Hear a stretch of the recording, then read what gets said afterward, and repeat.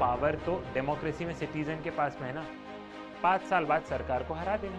पहला फंक्शन क्या था कॉन्स्टिट्यूशन का? मान लो कि ये जिसको कि हमने कानून बनाने की पावर दी है, उन्होंने कानून ही गलत बना दिया, तो ये जो बॉक्स होते हैं बच्चों, ये भी बहुत इंपॉर्टेंट होते हैं। क्यों बहु यहीं से क्वेश्चन बना था, लैंग्वेज हो, कास्ट हो, जेंडर, सेक्स, संविधान की जरूरत क्यों पड़ी? कॉन्स्टिट्यूशन वाई सोच रहे हम, क्यों एंड हाउ? ये संविधान बना तो बना कैसे? नमस्कार, आप सभी का स्वागत है नेक्स्ट टॉपर ह्यूमैनिटीज पर। कैसे हैं आप सभी लोग और कैसी चल रही है आप लोगों की तैयारी? आज मैं आप लोगों के लिए लेके आया हूं एक नया चैप्टर, जो कि है आपकी book Indian constitution at work का chapter number 1, that is constitution why and how. Constitution why and how. आपने कभी सोचा है कि हमें संविधान की जरूरत क्यों पड़ी? हम बोलते हैं कि इंडिया लार्जेस्ट डेमोक्रेटिक कंट्री है इस पूरे विश्व की। सही बात है भैया। हम साथ साथ में ये भी बोलते हैं कि इस देश की आबादी सबसे ज्यादा है पूरी दुनिया में। पहले चाइना था, लेकिन आज की तारीख में India is the most populous country. बहुत ही बढ़िया। आपने कभी सोचा है कि पूरा देश इतना स्मूथली चल रहा है, उसके पीछे का कारण क्या है? नो डाउट समस्याएं हैं, नो डाउट कि हमें बहुत सारी जगह सुधार करना है, बट स्टिल अगर आप लोग देखोगे, आप हमारे देश की पॉपुलेशन को बहुत ध्यान से देखोगे, और अगर आप ये देखोगे कि इंडिया कैसे ग्रो कर रहा है, तो आपको लगेगा कि हम डिस्पाइट चैलेंजेस बहुत अच्छी तरीके से ग्रो कर रहे हैं।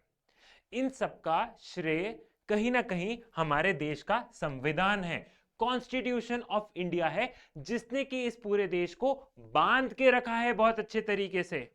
चाहे नॉर्थ इंडिया से लेके साउथ इंडिया तक जाए या ईस्ट से लेके वेस्ट तक जाए, पूरे देश को इस संविधान ने बहुत अच्छे से जोड़ कर रखा है। आपको नहीं लगता है कि being an student of political science, आपको इस संविधान के बारे में, आपको अपने संविधान के बारे में जानना चाहिए कि संविधान की जरूरत क्यों पड़ी? कॉन्स्टिट्यूशन व्हाई सोच रहे हम, क्यों एंड हाउ? ये संविधान बना तो बना कैसे, क्यों बनाया, क्यों ऐसे प्रोविजंस डाले, और आखिर में हमें संविधान की जरूरत क्यों पड़ी? ये तमाम तरीके के क्वेश्चंस को हम लोग इस चैप्टर में समझने वाले हैं, और ये चैप्टर आप लोगों के लिए बहुत ही ज्यादा इंपॉर्टेंट होने वाला है। अब अगर आप स्क्रीन पर बहुत ध्यान से देखेंगे, बोर्ड पर बहुत ध्यान से देखेंगे, तो सवाल आया है, why do we need a constitution? हमें संविधान की जरूरत क्यों है? अब पूरी स्क्रीन ब्लैंक है, सिर्फ यहां पे फोटो है। फोटो में क्या क्या दिख रहा है भैया? एक गरीब बच्चा है, ठीक है, एक अमीर बच्चा है। देखो, तुम लोग सोच रहे हो सर ऐसा जीवन हो तो क्या बात है, पढ़ने की जरूरत ही नहीं है, आराम से मस्त पैसे लेके बैठो, इस बच्चे के तो मजे ही मजे हैं, उसको कोई झंझट नहीं। ठीक है, यहां पे हमें अलग अलग रिलीजन के लोग दिख रहे हैं, हिंदू, मुस्लिम, क्रिश्चियन। ठीक है, यहां पे आपको दिख रही है बिल्डिंग्स, यहां पे आपको दिख रहे हैं खेत, और यहां पे आपको दिख रहे हैं पार्क। कुछ ऐसी ही डाइवर्सिटी है इंडिया में। इंडिया में कुछ ऐसी ही डाइवर्सिटी है। इंडिया में हमें बहुत सारे बच्चे ऐसे भी दिखेंगे जो कि अपनी बेसिक नीड के लिए जिनके की पेरेंट्स को या जिन्हें इन बच्चों को खुद स्ट्रगल करना पड़ रहा है। कुछ बच्चे ऐसे भी हैं, आहा मजे करते हैं, ये भी हमें दिख रहा है। इसके साथ साथ हमारे देश में अलग अलग रिलीजन है, ठीक है, अलग अलग रिलीजन के लोग रहते हैं, तो डाइवर्सिटी है इन टर्म्स ऑफ रिलीजन। ठीक है, लैंग्वेज के टर्म्स में भी डाइवर्सिटी है। फिर हम देखते हैं कि कुछ लोगों को, अब मैं तुम लोगों से पूछूंगा कि बेटा तुमको क्या पसंद है, तो कुछ लोग बोल देंगे कि हमें शहर, बिल्डिंग, आहा बहुत बढ़िया लग रहा है सर, कितने मजे आ रहे हैं, सिंगापुर जैसा दिख रहा है, ये है वो है। कुछ लोग क्या बोलेंगे? कुछ लोग बोलेंगे उसको क्या चाहिए, उसको खेत चाहिए, कि बिल्डिंग वगैरह में क्या है, बहुत प्रदूषण है, ये है, खेत में कितना अच्छा लगता है, कितना सुकून लगता है, कितनी शानदार चीजें हैं। ठीक, लेकिन कुछ लोग बोलेंगे उनको पार्क ज्यादा चाहिए। समझ रहे हो? तो यहां पे हम लोग क्या देख रहे हैं? यहां पे हम लोग देख रहे हैं कि हमारी सोसाइटी में क्या है, हमारी सोसाइटी में डाइवर्सिटी देखने को मिल रही है। Society has diversity, we all have different interest, different taste, different priorities, but we all are dependent on each other in various ways.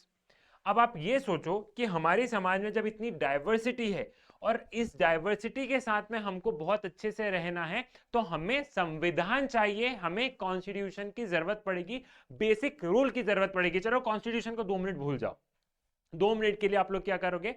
2 minute के लिए आप लोग कॉन्स्टिट्यूशन को भूल जाओ। क्लियर? इतने सारे लोगों को एक साथ में जोड़ के रखने के लिए हमें संविधान नहीं चाहिए। जो हमारी डाइवर्सिटी है, इस डाइवर्सिटी के साथ में देश को चलाना है तो हमें कुछ रूल्स चाहिए, रेगुलेशंस चाहिए। ठीक है भैया, कुछ लोग बोल देंगे कि उसे बिल्डिंग चाहिए, कुछ लोग बोल देंगे उसे खेत चाहिए, कुछ लोग बोल देंगे उसे ज्यादा से ज्यादा पार्क चाहिए। हमें सभी के इंटरेस्ट को मानना होगा। मुझे पार्क भी बनाना पड़ेगा, मुझे बिल्डिंग भी बनानी पड़ेगी, मुझे खेत के बारे में भी सोचना पड़ेगा, मुझे जो बच्चा वो गरीब है मुझे उसकी शिक्षा के बारे में भी सोचना पड़ेगा, मुझे तो सभी के बारे में सोचना पड़ेगा। और इस पूरे देश को बहुत अच्छे से चलाना है, इस डाइवर्सिटी के साथ में बहुत अच्छे से चलाना है, तो हमें क्या चाहिए? हमें कुछ रूल्स चाहिए, कुछ बेसिक रूल चाहिए। उस रूल के माध्यम से थोड़ा सा कोऑर्डिनेशन हो सके और हमारा देश आगे चल सके। तो वो जो रूल वाला जो काम है ना, वो हमारा संविधान कर रहा है हमारे देश को चलाने के लिए। Constitution is a set of basic rules, या एक तरीके से कह लो रूल्स भी, अगर मैं ऐसा कह सकते हो, या फिर कह सकते हो कि कॉन्स्टिट्यूशन एक तरीके से दिशा दे रहा है कि देश कैसा चलेगा, इस देश में कोऑर्डिनेशन कैसे होगा। समझ में आया है? ठीक है। Think of what happen in the absence of some basic rules, people will fight like anything. 2 minute के लिए सोचो, 2 मिनट के लिए आप लोग ये सोचो कि आज की तारीख में हमारे देश में कोई भी रूल नहीं है, कोई भी कॉन्स्टिट्यूशन नहीं है। कोई भी रूल नहीं है मतलब हमारे देश में पुलिस भी नहीं है, हमारे देश में प्राइम मिनिस्टर भी नहीं है, आपके स्टेट में चीफ मिनिस्टर भी नहीं है, और ये तमाम तरीके की एजेंसी नहीं है। अब आप सोचो कि क्या हालत होगी आप लोगों की। लोग एक दूसरे को मारने पर उतर जाएंगे। आज की तारीख में बुआ जी घर आती है तो कलेश हो जाते हैं, लड़ाई हो जाती है, ये वाली चीजें हो जाती है ना। तो आप सोचो, जब आप अपने घर को नहीं संभाल पा रहे हो, जब आप पापा और बड़े पापा और चाचा के डिस्प्यूट को नहीं संभाल पा रहे हो, जब बुआ, नाना, मामा, मौसी, ये जो समाज के 4 लोग हैं आप इनको नहीं संभाल पा रहे हो, और ये 4 लोग जब इतना कलेश कर रहे हैं, तो इस देश में जब सरकार नहीं होगी, इस देश में जब रूल नहीं होगा, तो इस देश की हालत कैसी होगी? इमेजिन करो। लोग एक दूसरे को मारने लग जाएंगे। जो सबसे ज्यादा पावरफुल इंसान रहेगा वो किसको मार देगा? वो कमजोर को मार देगा। क्यों मार देगा? क्यों मार देगा? क्योंकि उसको पैसा चाहिए, उसको प्रॉपर्टी चाहिए। मान लो मैं एक किसान हूं, तुम एक किसान हो, मैं पावरफुल हूं, तो मैं क्या करूंगा? और कोई रूल नहीं है, ना पुलिस है, ना प्राइम मिनिस्टर, ना सीएम, ना जुडिशरी, कुछ भी नहीं है, कोई रूल नहीं है, तो मैं तुमको मार दूंगा ना, खत्म कर दूंगा ना, और तुम्हारी प्रॉपर्टी हथिया लूंगा। तो कॉन्स्टिट्यूशन एक तरीके से बेसिक रूल बना रहा है फॉर मिनिमल कोऑर्डिनेशन, कि कम से कम उससे तालमेल बन जाए। इनिशियल कोऑर्डिनेशन के लिए हमने रूल बनाया है, बाकी की तालमेल अब तुमको जिससे व्यवहार रखने उससे व्यवहार रखो, जिससे व्यवहार नहीं रखने उससे मत रखो। फॉर एग्जाम्पल, आपके इस तरफ घर के एक तरफ कोई और रह रहा है, इस तरफ कोई दूसरा इंसान रह रहा है। अब आप हो सकता है इससे ज्यादा बन रही, उससे ज्यादा नहीं बन रही है, लेकिन फिर भी आप उसको जबरदस्ती परेशान नहीं कर रहे हो ना, नहीं कर रहे हो ना। तो कॉन्स्टिट्यूशन भी एक बेसिक कोऑर्डिनेशन हो जाए, उसके बाद आपको जिससे तालमेल बैठाने उससे तालमेल बैठाओ, जिससे तालमेल नहीं बैठानी उससे तालमेल मत बैठाओ। सॉर्टेड है, क्लियर है, समझ में आया? पहला फंक्शन, कॉन्स्टिट्यूशन का फर्स्ट फंक्शन समझा रहा हूं मैं आप लोगों को। ठीक है। Therefore, society needs some basic rule for its coordination and these rules must be enforceable. अब यहां पे एक टर्म आया, कौन सा टर्म आया? यहां पे जो टर्म आया है वो एनफोर्सिएबल। एनफोर्सिएबल मतलब क्या है? 2 शब्द होते हैं, एक होता है एनफोर्सिएबल, एक होता है अनएनफोर्सिएबल। इसी के आगे क्या लग जाएगा? इसी के आगे यूएन लग जाता है, अनएनफोर्सिएबल। ठीक। एनफोर्सिएबल मतलब होता है कि ये जो कानून है, ये कानून का अगर आपने पालन नहीं किया तो आपको कोई भी सजा मिलेगी, या आपके खिलाफ कोई भी क्या हो सकता है, केस, पुलिस, कुछ भी, मतलब इस कानून को आपको मानना ही पड़ेगा। 2 तरीके के कानून होते हैं, दो तरीके के कानून, मतलब आप कुछ इस तरीके से समझो कि एक बोल दिया गया है कि, मतलब एक टीचर ने ऐसा बोल दिया है, मैं आया और मैंने बोला, या अपनी क्लास में इमेजिन करो, मैं आया, मैंने क्लास में बहुत भाषण दिया, ब्ला ब्ला ब्ला, पढ़ोगे लिखोगे तो बड़ा बनोगे, समझ गए क्या भाषण, XYZ ब्ला ब्ला ब्ला ब्ला ब्ला। ठीक। तो मैंने बहुत लंबा भाषण दे दिया, तुमने सुना, आधे बच्चे ने नींद ले ली। ठीक है। तो ये एनफोर्सेबल नहीं हुआ, ये बस मैंने तुमको बताया है। अब मानना नहीं मानना तुम्हारे ऊपर है। ठीक है। और वही मैं आया और मैंने बोला कि कल सबकी कॉपी चेक होगी और जिसकी कॉपी कंप्लीट नहीं हुई उसके पेरेंट्स को बुलाया जाएगा या फिर वो क्लास में 2 दिन तक नहीं बैठेगा, तो तुम लोग डर के मारे कंप्लीट कर लोगे, क्योंकि तुमको पता है कि अगर ये नहीं माना तो क्या होगा, 2 दिन तक पनिशमेंट मिलेगा। तो जिन रूल को मानना मजबूरी हो जाती है और अगर उन रूल को आपने नहीं माना और तो आपको उसके खिलाफ क्या होगी, उसके खिलाफ आपको सजा, पनिशमेंट, कंप्लेंट कुछ भी हो सकता है। तो जिस रूल को माना जाता है, जिस रूल को माना जाता है उसको हम लोग क्या बोल देंगे, उसको हम एनफोर्सेबल बोल देंगे कि इन रूल्स का पालन नहीं किया गया तो क्या होगा, तो पनिशमेंट मिल सकता है। और अनएनफोर्सेबल मतलब ये कि हमने बता दिया है तुमको कि पढ़ोगे लिखोगे तो बहुत अच्छी बात है, तुमने माना तो बहुत अच्छी बात है, नहीं माना तो भी हम कुछ नहीं कर सकते। तो अनएनफोर्सेबल रूल्स भी जो रहते हैं उनको बहुत सारे लोग मानते हैं, क्यों, क्योंकि वो भलाई के लिए। माना तो भी बहुत बढ़िया, नहीं माना तो भी बहुत बढ़िया, लेकिन जो एनफोर्सिएबल वाले हैं उनको तो मानना ही पड़ेगा। क्लियर है? एनफोर्सिएबल और अनएनफोर्सिएबल का मतलब समझ में आ गया? नहीं भी समझ आया है तो थोड़ी देर बाद और समझ लोगे। तो पहला फंक्शन क्या हुआ कॉन्स्टिट्यूशन का? The first function of a constitution is to provide a set of basic rules that allow for minimal coordination amongst the member of society। तो पहला फंक्शन ये है कि समाज में जितने भी लोग हैं इन सब में क्या हो, इन सब के लिए एक बेसिक रूल रहे जिससे कि सोसाइटी में मिनिमल कोऑर्डिनेशन बना रहे। क्लियर? समझ में आ गया है? चलो भैया अब हम नेक्स्ट उस पर जाते हैं। ठीक है, a constitution is a body of fundamental principle according to which a state is govern. क्या पहली लाइन ये क्या बोल रही है कि कॉन्स्टिट्यूशन एक फंडामेंटल कुछ प्रिंसिपल है जिससे कि एक देश गवर्न होता है। स्टेट मतलब जिससे कि एक देश को चलाया जाता है। क्लियर है? You may want a rule x, आपको रूल एक्स चाहिए, ठीक है, you may want a rule x but other may want rule y. How do we decide whose rules or preferences should govern us? You may think the rules you want everyone to live by are the best, but other think that their rule are the best. How do we resolve these dispute? अब क्या बताया गया भैया, यहां पे ये बताया गया कि सिद्धार्थ को जो कानून पसंद है, मान लो सिद्धार्थ को जो कानून पसंद है वो है रूल एक्स और तुमको जो कानून पसंद है वो है रूल वाई। अब मैं बोल रहा हूं कि नहीं, इस देश में सब मेरा कानून माने, मेरा कानून माने, मेरा कानून माने, क्योंकि मुझे लग रहा है कि जो कानून मैंने बताया है, जो रूल मैंने बताया है वो बेस्ट है। और तुम क्या बोल रहे हो? तुम बोल रहे हो नहीं सर, आप जो बात बता रहे हो वो बात गलत है, रूल वाई जो है वाई वाला ज्यादा बेहतर है, आपकी बात गलत है। तो इस केस में हम ये डिस्प्यूट को कैसे रिजॉल्व करेंगे? Because Siddharth wants rule x follow हो और आपको क्या चाहिए? आपको चाहिए रूल वाई फॉलो हो। समझ रहे हो? ठीक है, अब ये डिस्प्यूट को कैसे रिजॉल्व करेंगे?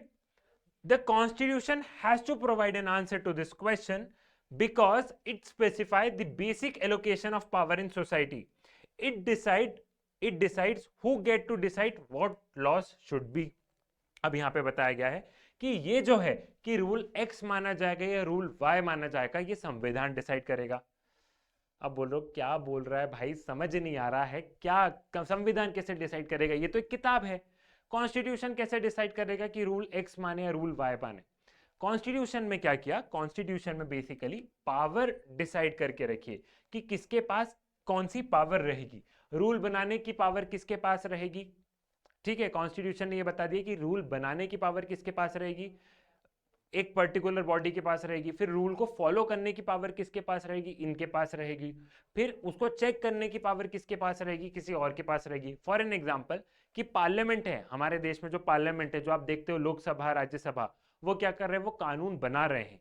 जब इंप्लीमेंट करने की बारी आती है तो हम लोग देखते हैं जो एग्जीक्यूटिव है, जो आपकी आप आगे जाके पढ़ोगे, एग्जीक्यूटिव जो है वो उसको इंप्लीमेंट कर रहे हैं। जो डिस्ट्रिक्ट मजिस्ट्रेट हैं, ब्यूरोक्रेसी में जो आप लोग देख रहे हो, वो लोग क्या कर रहे हैं? वो हर डिस्ट्रिक्ट में उस पॉलिसी को इंप्लीमेंट कर रहे हैं। फॉर एग्जाम्पल लोकसभा में कानून बना, ठीक है, लोकसभा में कोई भी कानून बना दिया।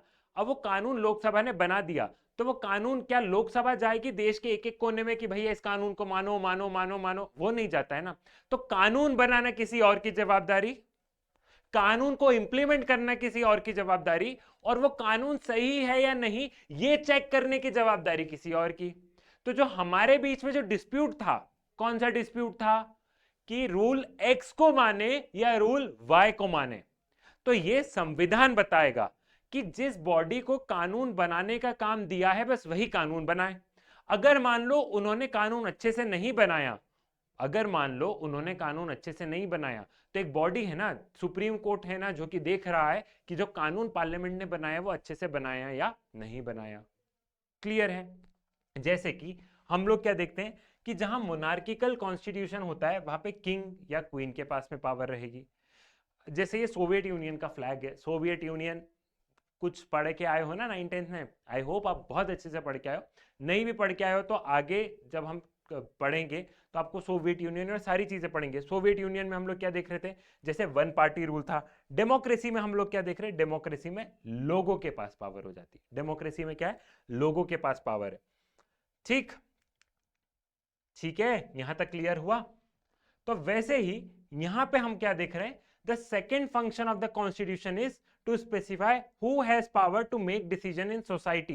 It decide how the government will be constituted. जैसे कि इंडियन कॉन्स्टिट्यूशन में बताया कि जो कानून जो बनाएगा, कानून जो बनेंगे वो पार्लियामेंट बनाएगी। ठीक है, कानून जो बनेगा वो कौन होगा, कानून पार्लियामेंट बनाएगी। तो जो सवाल आया था कि एक्स वाला रूल माने या वाई वाला रूल माने, तो अपन बोल देंगे भैया जो पार्लियामेंट ने जो कानून बना दिया है वो कानून को मानना है।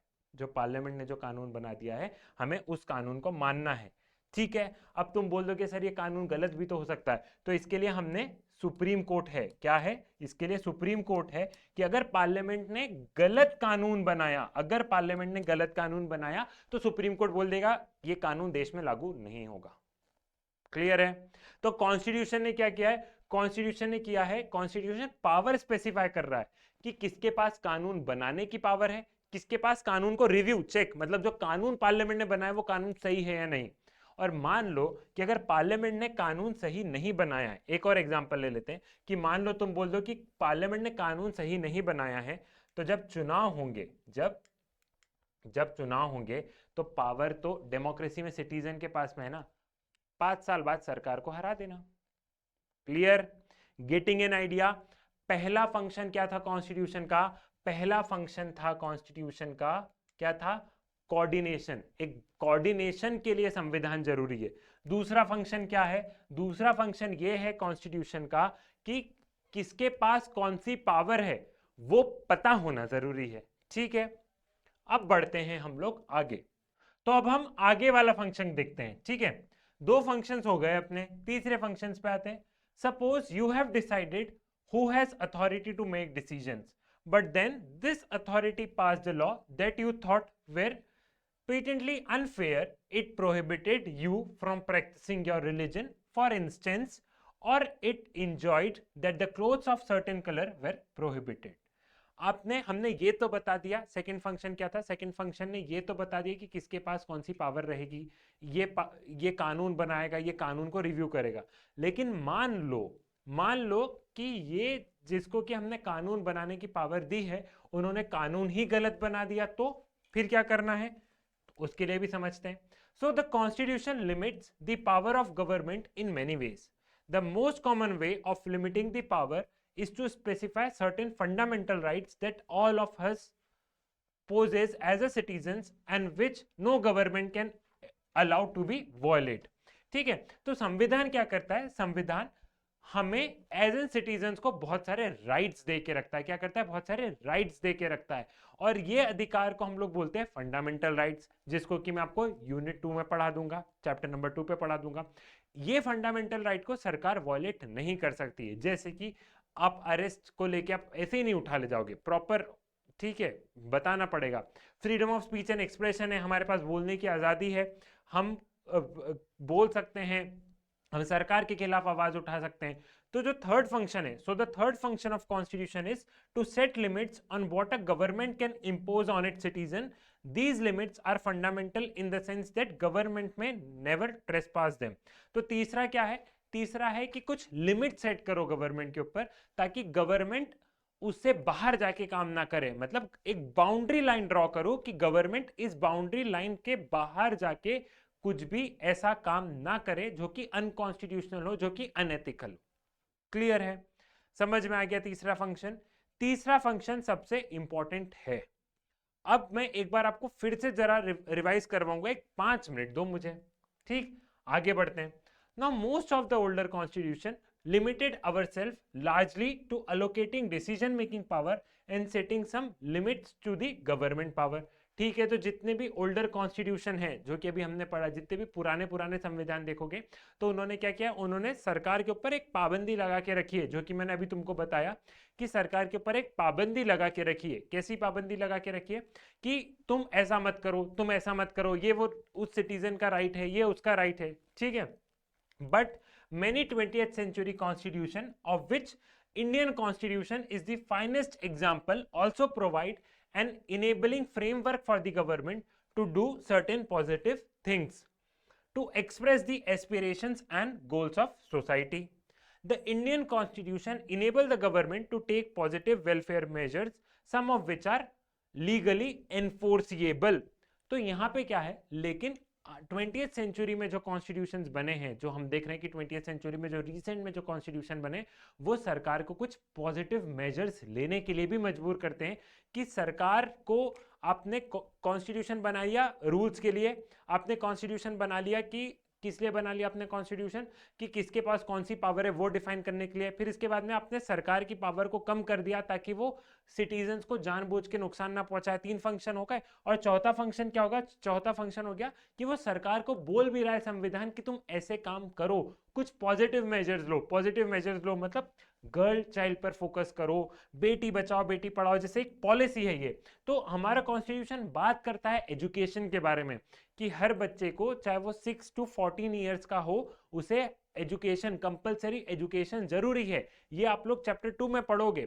तो यहाँ पे क्या हो रहा है, जो रिसेंट में जो कॉन्स्टिट्यूशन है वो क्या कर रहे हैं, वो गवर्नमेंट को इनेबल कर रहे हैं, वो गवर्नमेंट से बोल रहे हैं कि आप कुछ पॉजिटिव मेजर्स लीजिए। पॉजिटिव मेजर्स क्यों लीजिए, ताकि सोसाइटी में जो लोग हैं उनकी जो एस्पिरेशंस हैं, उनकी जो इच्छाएं हैं, इस सोसाइटी को डेवलप बनाने के लिए, समाज को डेवलप बनाने के लिए आप क्या कीजिए, इस समाज, इस सोसाइटी को डेवलप बनाने के लिए आपको पॉजिटिव मेजर्स लेने पड़ेंगे। So the fourth function of a constitution is to enable government to fulfill the aspiration of a society and create condition for a just society। कि और हमें कुछ ऐसी कंडीशंस बनानी है, कुछ ऐसा करना है कि सोसाइटी बहुत परफेक्ट हो, जस्ट सोसाइटी, एक अच्छी सोसाइटी हो, एक बेहतर सोसाइटी हो। Clear? Now people as a collective identity came into being only through the basic constitution। It is by agreeing to the basic set of norms about how one should be governed, who should be governed, that one forms a collective identity। Second, constitution norms are overarching framework within one pursues individual aspirations, goals and freedom। The constitution sets authoritative constraints upon what one may or may not do। So the constitution also give one moral identity। सबसे पहले लोगों को as an collective identity इस संविधान ने दी है। Collective identity मतलब हम सबके पास एक ही नागरिकता है, दैट इज इंडियन सिटीजनशिप, भारतीय नागरिकता। क्लियर? तो हम सबको एक कलेक्टिव एंटिटी, एक कलेक्टिव रूल से हम लोग गवर्न हो रहे हैं, कलेक्टिव आइडेंटिटी हमें मिली है।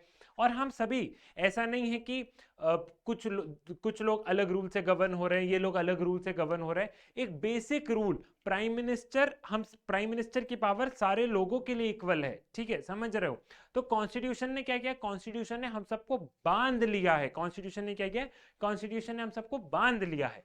क्लियर है? फिर उसके बाद में कॉन्स्टिट्यूशन क्या कर रहा है, कॉन्स्टिट्यूशन कहीं ना कहीं आपको आजादी दे रहा है, तो कहीं ना कहीं वो रोक भी लगा रहा है कि तुमको ये नहीं करना है, तुमको ये करना है, तुमको ये नहीं करना है, तुमको वो नहीं करना। लिंक करने की कोशिश करो फ्रीडम वाले चैप्टर को, जो कि पॉलिटिकल थ्योरी में पढ़ाया। फ्रीडम क्या है, एक आजादी, और उसी आजादी के साथ में थोड़ी सी रोक भी लगानी पड़ती है। ठीक है, तो वो संविधान कर रहा है। रोक क्यों जरूरी है, कुछ इस हिसाब से समझो कि जब हम पतंग ऊपर उड़ाते हैं, ठीक है, मैं पतंग ऊपर उड़ा रहा हूं, तो जो पतंग है वो धागे से बंधी है ना, पतंग जो है वो क्या है, पतंग धागे से बंधी है। तो वो पतंग जो उड़ रही है वो धागे की वजह से उड़ रही है। अब तुम चाहो तो तुम बोल दो कि सर वो धागा जो है, वो धागा क्या कर रहा है, वो धागा पतंग को बांध कर रख रहा है, नहीं तो पतंग और ऊपर चली जाती। अगर वो धागा ना होता तो पतंग इतनी ऊपर चली जाती बेटा कि तुमको मिलती ही नहीं। तो वो पतंग इतनी अच्छे से उड़ान इसलिए भर पा रही है क्योंकि वो धागा है उससे बंधा हुआ। तो वैसे ही वो धागा कोई बेड़िया नहीं है, वो धागा कोई पतंग को, वो धागा कोई बेड़िया नहीं है, जबकि वो धागा पतंग को उड़ने में मदद कर रहा है। तो वैसे ही कुछ रूल्स रेगुलेशन अगर तुम्हारे ऊपर रोक लगा रहे हैं, तो रोक तुम्हारे पैर की बेड़िया नहीं है, वो क्या है, वो तुम्हें ऊंची उड़ान भरने के लिए, ऊंची उड़ान भरने के लिए वो थोड़े से रूल्स रेगुलेशन डिसिप्लिन जरूरी है। इसलिए जब तुम्हारे पेरेंट्स तुम्हारे ऊपर कोई रोक लगाए, इसलिए जब हम देखते हैं कि तुम्हारा स्कूल, तुम्हारा कॉलेज जब तुम्हारे ऊपर कोई रोक लगाए, तो उसको ये समझो कि ये जो रोक है, ये जो सारी चीजें हैं, ये जो रूल्स है, ये कहीं तुम्हारी फ्रीडम को कम नहीं कर रहा है, बल्कि तुम्हारी फ्रीडम को इनहैंस कर रहा है। क्लियर है, समझ में आ गया? Most modern constitution create a form of government that is democratic. In some respect, most to claim protect certain basic right, but constitution are different in the way they embody conception of national identity. The Indian constitution, on the other hand, does not make any ethnic identity a criteria for citizenship. Different nation embodies different conception of what relationship between the region of a nation and the central government should be. बहुत सारे modern constitution में हमने देखा कि सारी जगह पे democracy है। डेमोक्रेसी में क्या होता है, लोगों के पास पावर होती है। लोगों के पास कैसे पावर होती है, लोगों के पास अधिकार होते हैं, राइट्स होते हैं। मेरे पास में कैसे पावर है, ना ही मैं प्राइम मिनिस्टर हूँ, ना ही मैं चीफ मिनिस्टर हूँ, ना ही मैं कलेक्टर हूँ, लेकिन तुम लोग जरूर बनोगे, ठीक है? कलेक्टर बनना है, मेहनत करनी है, अपन मेहनत करेंगे मिलके, ठीक है? तो ना ही मेरे पास कोई पावर है, लेकिन फिर भी डेमोक्रेसी में मेरे पास पावर है। कैसे पावर है, वोट देने जाऊंगा, मेरे पास में अधिकार है बोलने का, मेरे पास में अधिकार है प्रोटेस्ट करने का, ठीक है? तो most of the modern constitution में हम लोग देखेंगे कि लोगों को पावर दे के रखी है, ठीक है? साथ ही साथ जो इंडियन कॉन्स्टिट्यूशन है वो क्या कर रहा है, उसने कोई एथनिक मतलब जैसे हम लोग देख रहे हैं कि अगर आप यूरोप में देखोगे तो हम लोग देख रहे हैं कि एक पर्टिकुलर लैंग्वेज वाला एक देश बन गया, एक पर्टिकुलर लैंग्वेज से दूसरा, जैसे जर्मन आप देखोगे कि फ्रांस में आप देखोगे, तो वहां पे हम लोगों ने लैंग्वेज और इन तमाम तरीके के बेसिस पे आपको कुछ कुछ एग्जाम्पल्स देखने को मिल जाएंगे। लेकिन इंडिया में कोई ऐसी एथनिक और इन सबको लेके हमने कोई कॉमन सिटी, इन सबको लेके हमने सिटीजनशिप नहीं दी है। हमने इंडिया में ऐसा कुछ नहीं किया कि पर्टिकुलर रिलीजन या पर्टिकुलर लैंग्वेज या पर्टिकुलर एरिया, मतलब ऐसा करके नहीं दिया। हमने देखा कि इस भारत की धरती पर जो भी लोग रहते हैं, irrespective of their language, irrespective of their religion, ये सभी भारतीय हैं। क्लियर है? और हम सबके पास में एक ही सिटीजनशिप है, दैट इज इंडियन सिटीजनशिप, ठीक है? साथ ही साथ हमारा संविधान हमें बताता है कि सेंट्रल गवर्नमेंट, स्टेट गवर्नमेंट के नाते रिश्ते कैसे रहेंगे, एक सिटीजन का सरकार से कैसे नाते रिश्ते रहेंगे, मेरे पास कौन सी राइट है, सेंट्रल गवर्नमेंट मेरे लिए क्या काम करेगी, मैं सेंट्रल गवर्नमेंट के अगेंस्ट में क्या कर सकता हूँ, प्रोटेस्ट कर सकता हूँ, नहीं कर सकता हूँ। तो ये तमाम तरीके की चीजें क्या है, ये तमाम तरीके की चीजें हमें हमारा संविधान बताता है। क्लियर? यहां तक की भी चीजें क्लियर हो गई है। So why do we need a constitution को एक बार रिवाइज कर लेते हैं। रिवाइज क्यों करते हैं मैं बताता हूं। सिविल सर्विसेज, यूपीएससी का सिविल सर्विसेज के प्रीलिम्स में ये क्वेश्चन आ चुका है, what is the purpose of constitution, और 1 2 3 4 ये चारों ऑप्शन लिख दिए थे, और आपको सबसे बेस्ट वाला चूज करना था। आपको क्या करना था, सबसे बेस्ट वाला चूज करना था। क्लियर है? तो इसलिए बोलते हैं कि एनसीईआरटी कॉम्पिटिटिव के पर्सपेक्टिव से बहुत इंपॉर्टेंट हो जाती है, क्योंकि तमाम तरीके की चीजें क्या है, तमाम तरीके की चीजें आपको पूछी जाएंगी। जो बच्चे कॉम्पिटिटिव की तैयारी कर रहे हैं उन सबसे ये सवाल पूछे जाते हैं। हूबहू यहीं से क्वेश्चन बना था, आप लोग देख लेना कि कुछ साल पहले ही प्रीलिम्स में क्वेश्चन आया था और ये चारों ऑप्शन थे, तो बेस्ट वन पिक करना था। तो उस समय सिविल सर्विसेज ने जो बताया था कि जो बेसिक, जो सबसे इंपॉर्टेंट फंक्शन है वो ये थर्ड वाला बताया था कि गवर्नमेंट की पावर को लिमिट कर देना, ठीक है? क्योंकि अगर गवर्नमेंट को नहीं रोका तो गवर्नमेंट क्या सोचेगी, फॉर एग्जांपल अगर प्राइम मिनिस्टर को नहीं रोका, अगर मिनिस्टर्स को नहीं रोका, तो उनको क्या लगेगा, आहा सब अपना ही तो है। उनकी पावर को रोकना ये संविधान ने तय किया, और उनकी पावर को रोकना मतलब संविधान ने उनको बताया कि प्राइम मिनिस्टर की बस 1 2 3 4 5 6 7 8 9 10 ये 10 ही पावर है, होम मिनिस्टर की 1 2 3 4 5 ये इतनी पावर है। समझ रहे हो? ठीक है, तो एक बार क्विक रिवीजन करते हैं। सबसे पहला, कॉन्स्टिट्यूशन क्यों जरूरी है? The first function of constitution is to provide a set of basic rule for minimal coordination, basic rule for minimal coordination, first point. दूसरा second function of constitution is कि किसके पास डिसीजन मेकिंग पावर है, कौन कानून बनाता है, कौन कानून को रिव्यू करता है, लोगों के पास कितनी पावर है, तो डिसीजन मेकिंग पावर किसके पास में है, ठीक है। फिर थर्ड फंक्शन कि जो सरकार है उस सरकार की पावर को क्या करना, लिमिट कर देना। जो सरकार है सरकार को इतनी पावर नहीं देना है, सरकार को बस इतनी पावर देना है कि भैया तुम देश चलाओ, किसी के माए बाप बनने की कोशिश मत करो, तुम सिर्फ देश चलाओ, ठीक है, बाकी हर इंसान अपना भला खुद कर लेगा, देश चला दो बस, क्लियर है।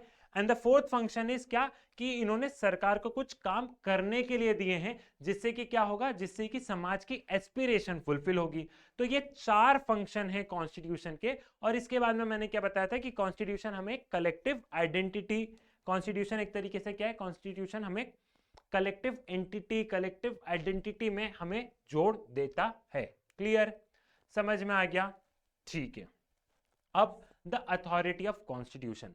सर आपने बहुत सारी बातें कर ली कि संविधान क्यों जरूरी है, आप लोगों को समझ में आ गया कि संविधान क्यों जरूरी है, लेकिन क्या किसी ने कभी सोचा है कि उस संविधान को हम मानते क्यों हैं? आप 2 मिनट के लिए ऐसा सोचो कि हमारे देश का संविधान है, हम इस संविधान को क्यों मान रहे हैं? मैं चाहूं तो मैं मना कर दूं ना कि संविधान मैंने नहीं बनाया है, तुमने मेरे से तो पूछा ही नहीं। या दूसरे देश में जहां पे भी कॉन्स्टिट्यूशन फॉलो हो रहा है वो लोग भी तो बोल सकते हैं कि हम इस संविधान को नहीं माने। ऐसा क्या है इस संविधान में जो कि दुनिया भर के लोग मान रहे हैं? कहीं कहीं प्रोटेस्ट भी हो रहे हैं, कहीं कहीं कॉन्स्टिट्यूशन चेंज भी हुए हैं, लेकिन ऐसा क्या है कि मेजॉरिटी ऑफ द कंट्री अपने संविधान के अकॉर्डिंग चल रही है, ठीक है। तो इसमें हम यहां पे समझने की कोशिश करेंगे the authority of the constitution. तो 3 सवाल को हमको बहुत अच्छे से एड्रेस करना है। What is constitution? सबसे पहले व्हाट इज कॉन्स्टिट्यूशन, संविधान है क्या? अब तक हमने जिस क्वेश्चन को एड्रेस किया था वो क्वेश्चन था why do we need a constitution, why do we need constitution. अब तक हमने इस सवाल पे फोकस किया, why do we need a constitution, तुमको 1 2 3 4 पॉइंट मिल गए। अब मैंने पूछा व्हाट इज कॉन्स्टिट्यूशन, ठीक है। How effective is a constitution, जो संविधान हमारे पास में वो कितना इफेक्टिव है, जो संविधान में बातें लिखी है वो इस देश पे लागू हो भी रही है या नहीं हो रही है, या सिर्फ पन्ने पलटाने के लिए और तुम्हारा सिलेबस बढ़ाने के लिए बातें लिख दी। ऐसा नहीं होना चाहिए ना कि अपना सिलेबस बढ़ता जाए और देश पे वो बात लागू ही हो ही नहीं रही है। तो संविधान कितना इफेक्टिव है, ठीक है। और इस कॉन्स्टिट्यूशन जस्ट, जो संविधान है वो सही है भी या गलत है, या जिसने वो संविधान बनाया उन्होंने सही तरीके से बनाया गलत तरीके से बनाया।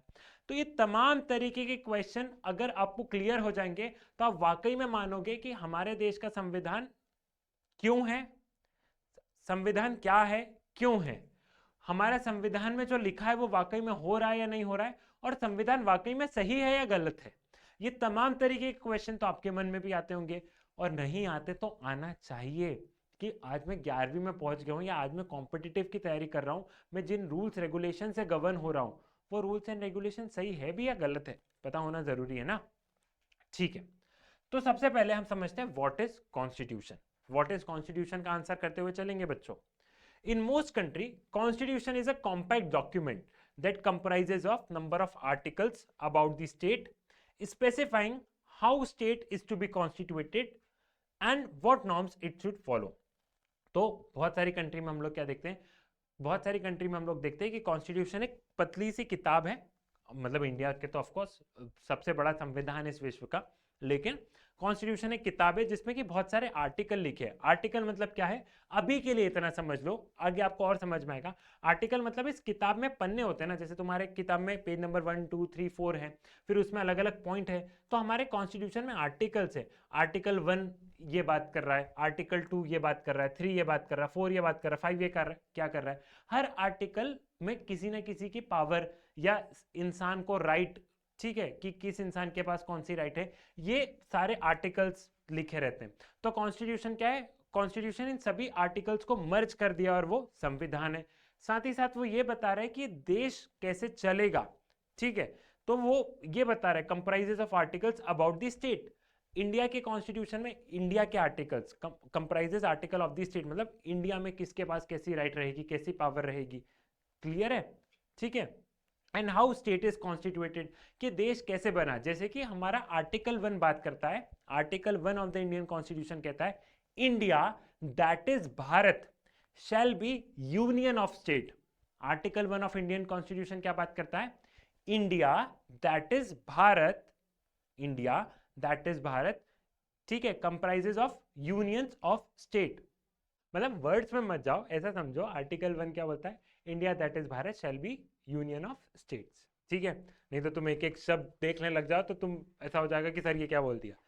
तो ये बताता है संविधान कि देश कैसे बना, जो कि तुमको आगे वाले यूनिट में और समझ में भी आएगा, ठीक है भैया। But some countries, the United Kingdom for instance, do not have a single document that can be called as constitution, rather they have a series of documents and decisions that taken collectively are referred as constitution। जैसे कि United kingdom है, अब तुम बोल दोगे कि sir हम तो पढ़ते हैं कि यहाँ पे कॉन्स्टिट्यूशन ही नहीं है, ठीक है, लेकिन इनके पास एक किताब में नहीं लिखा है, तो इनके पास अलग अलग सीरीज ऑफ डॉक्यूमेंट है, थोड़ा सा ये, थोड़ा सा ये, थोड़ा सा ये, थोड़ा सा ये 5 6 10 15 20 डॉक्यूमेंट से मिला के अपना देश चला रहे हैं। तो ऐसा मत समझना कि जो यूनाइटेड किंगडम है वो बिना संविधान के चल रहा है। हम बिल्कुल बोल रहे हैं कि यहाँ पे एक डॉक्यूमेंट ऐसा नहीं, जैसे इंडियन कॉन्स्टिट्यूशन एक किताब में सब कुछ है, बढ़िया है, लेकिन इनके इसमें एक किताब में नहीं है, बहुत सारे डॉक्यूमेंट है, और उन सारे डॉक्यूमेंट और पार्लियामेंट जो इनकी लॉज बना रही है उनसे इनका देश चल रहा है। ऐसा नहीं है कि बिना लॉ के देश चल रहा है, कुछ ना कुछ है, समझ रहे हो? क्लियर है? देन आगे बढ़ते हैं, ठीक है। But many constitution around the world exist only on the paper, they are mere words, mere words, ठीक है। यहाँ पे हम लोग क्या देख रहे हैं कि बहुत सारे जो कॉन्स्टिट्यूशन है, ठीक, बहुत सारे कॉन्स्टिट्यूशन हम लोग देख रहे हैं कि सिर्फ बन गए हैं, दे आर मियर वर्ड्स, लेकिन वो मतलब कॉन्स्टिट्यूशन का पर्पस फुलफिल नहीं कर पा रहे हैं, ठीक। तो यहाँ पे कुछ क्रूशियल क्वेश्चन आ जाते हैं। How effective is the constitution, what makes it's effective, what ensure that it has a real impact on the life of people। अब क्वेश्चन ये आता है कि सर संविधान क्या होता है? आपने दो क्वेश्चन एड्रेस कर दिए, why do we need a constitution and what is constitution, ये भी क्लियर हो गया। लेकिन क्या ऐसी क्या चीज है जो कि संविधान को इफेक्टिव बना रही है? क्योंकि बहुत सारे कंट्री में तो कॉन्स्टिट्यूशन बस एक पेपर की तरह रह गए हैं, लेकिन रूल तो उनकी सरकार अपने हिसाब से कर रही है, एकदम तानाशाह बन गई है कि अपने हिसाब से उनका रूल चल रहा है ना, कि मैं ही राजा हूं, वैसे रूल चल रहा है। क्या है, क्या एक संविधान को इफेक्टिव बनाता है? इसका अपन एग्जांपल इंडिया से समझते हैं। इंडिया से कैसे समझते हैं? क्योंकि हमारे देश में कोई भी सरकार ऐसे नहीं चल सकती है, क्योंकि उनको पता है ज्यादा ऐसे चले तो लोग क्या करेंगे, लोग चुनाव में हरा देंगे। इसलिए जो गवर्नमेंट रहती है, कोई भी गवर्नमेंट रहती है, वो लोगों के हिसाब से काम करती है। क्लियर? और how effective is the constitution, वो संविधान के दायरे में रह के काम करती है। अगर मान लो कि सरकार जो है वो संविधान के हिसाब से काम नहीं करेगी, तो जुडिशरी से कान पकड़ लेगी कि भैया क्या बात है, समझ रहे हो? तो क्या है जो कि संविधान को इफेक्टिव बना रहा है, अब अपने को उसे समझना है, ठीक है। नाउ मोड ऑफ प्रोमulgation, क्वेश्चन सबसे पहले ये आता है कि संविधान को बनाया किसने। फॉर एन एग्जाम्पल ऐसा समझो कि इस देश के संविधान को, एक हाइपोथेटिकल एग्जांपल बोल रहा हूं, एक इमेजिन करो बस, इस देश के संविधान को सिर्फ सिद्धार्थ ने बनाया, तो तुम मानोगे क्या? नहीं मानोगे। हमारे देश के संविधान को कॉन्स्टिट्यूएंट असेंबली ने बनाया। अब कॉन्स्टिट्यूएंट असेंबली कैसे क्या है वो अपन समझेंगे, तो हम लोग मान रहे हैं। मान लो कि किसी भी देश में, फॉर एन एग्जाम्पल मान लो पाकिस्तान, नहीं पाकिस्तान रहने दो, उनके देश की तो स्थिति बात करने लायक नहीं है बच्चों, अपन अपने देश के बारे में बात करते हैं, उनकी बात करोगे तो तुम घूम जाओगे। बहुत सारे देश में हम लोग क्या देखते हैं, बहुत सारे देश में देखते हैं, in many countries the constitution was crafted by military leaders. बहुत सारे देश में जो कॉन्स्टिट्यूशन है वो मिलिट्री लीडर्स ने बनाया होता है, मतलब जो रूल कर रहे हैं उन्होंने बना दिया होता है। तो उनकी लोग क्यों सुनेंगे? मतलब वो कॉन्स्टिट्यूशन लोग सुनेंगे भी डर धमक से, तो वो कॉन्स्टिट्यूशन लोगों के लिए थोड़ा ना होगा, वो तो उनके लिए होगा कि हम जीवन भर ऐसे आराम करते रहें, मस्त सेब वेब खाते रहें, मजे करते रहें, ठीक है। The most successful constitution like India, South Africa and the United States are the constitution which were created in the aftermath of popular national movement। लेकिन आप जितने भी सक्सेसफुल कॉन्स्टिट्यूशन देखते हो वो एक प्रॉपर नेशनल मूवमेंट के बाद में जो संविधान बने थे, जैसे कि साउथ अफ्रीका में, जैसे कि अमेरिका में, जैसे कि इंडिया में, हमारे यहाँ पे देश की आज़ादी के साथ साथ में हमने संविधान, जब हमें आज़ादी मिल रही थी तो हमने बात की कि हमारे पास में संविधान होना चाहिए, और हमने देखा कि हमारे देश की परिस्थितियाँ कैसी थी, हमारे देश ने कितना कुछ सहा है, और वो हमने सोचा कि फिर से ये कभी भी ऐसी सारी समस्या ना आए, इसलिए हमने हमारा संविधान बहुत अच्छे से बनाया। सेम साउथ अफ्रीका में, सेम यूएसए में, जब वो उनको as an nation America establish हुआ तो उन्होंने अपने हिसाब से, उनकी कंडीशन के हिसाब से संविधान बनाया। ठीक है। Some countries have subjected their constitution to a full-fledged referendum, which all people voted on a desirability of the constitution. The Indian constitution was never subjected to such referendum. बहुत सारी कंट्री में क्या हुआ, बहुत सारी कंट्री में संविधान बनने के बाद में लोगों से वोट करवाया। वोट करवाने का क्या मतलब है कि हमने लोगों से पूछा, लेकिन इंडिया में ऐसा कभी भी नहीं हुआ। इंडिया में संविधान बना तो हमने वोट नहीं करवाया यहाँ पे। क्यों? क्योंकि पॉपुलेशन ज्यादा थी, लोगों को इतनी जानकारी नहीं थी। वो आप कमिंग टाइम में पढ़ोगे। हमने इंडिया में भले ही लोगों से वोट ना करवाया हो, लेकिन जो कॉन्स्टिट्यूएंट असेंबली में जो लोग प्रेजेंट थे, जो कॉन्स्टिट्यूएंट असेंबली में जो लोग थे, उनकी क्रेडिबिलिटी इतनी ज्यादा थी कि आज भी हमारा देश अच्छे से चल रहा है। समझ रहे हो? Although Indian constitution was formally created by a constituent assembly between December 1946 and November 1949. It drew upon a long history of nationalist movement that had a remarkable ability to take along the different sections of Indian society together. अब Indian constitution जो है वह किसने बनाया? Constituent assembly ने बनाया। लगभग दिसंबर 1946 से लेकर नवंबर 49 तक बना। लगभग 3 साल तक हमारा संविधान बनते रहा। और हमारा जो संविधान बना है, इसमें हमने इंडियन नेशनल मूवमेंट में जितनी सारी चीजें फेस करी है, और जो हमारे जो लीडर्स थे, उन्होंने बहुत दूर का सोच के हमारा संविधान बनाया है। क्लियर? ये वाला पॉइंट भी क्लियर हो गया। तो हमारे यहाँ संविधान किसने बनाया? हमारे यहाँ संविधान बनाया गया है कॉन्स्टिट्यूएंट असेंबली के द्वारा। It is a hallmark of the successful constitution that gives everyone in society some reason to go along with its provision. A constitution, for an instance, allowed permanent majority to oppress minorities group within the society would give minority for no reason to go along with the provision of the constitution. हमारे constitution, Bharat के संविधान की सबसे अच्छी बात यही रही है कि हमारे संविधान ने हर नागरिक को रीजन दिया है कि संविधान को फॉलो करे। हमारे संविधान में मेजॉरिटी की बात, माइनॉरिटी की बात सबकी हुई है। मतलब मेजॉरिटी की बात इन द सेंस कि हमारे संविधान में कहीं ऐसा नहीं हुआ है कि माइनॉरिटीज को दबाने की बात हुई होगी। मान लो अगर हमारे संविधान में ऐसा प्रोविजन होता है कि सब कुछ मेजॉरिटी वालों का रहेगा, माइनॉरिटी का कुछ नहीं रहेगा, तो माइनॉरिटी तो कभी हमारे साथ में रहते ही नहीं ना। लेकिन ये हमारे देश की खूबसूरती थी कि हमने इतने अच्छे से कॉन्स्टिट्यूशन ड्रॉ करा कि माइनॉरिटी को लगा नहीं, ये संविधान तो मेरे लिए भी है यार। मतलब इस देश में हर एक नागरिक को लगा कि ये संविधान मेरे लिए है, मुझे संविधान के साथ में चलना है।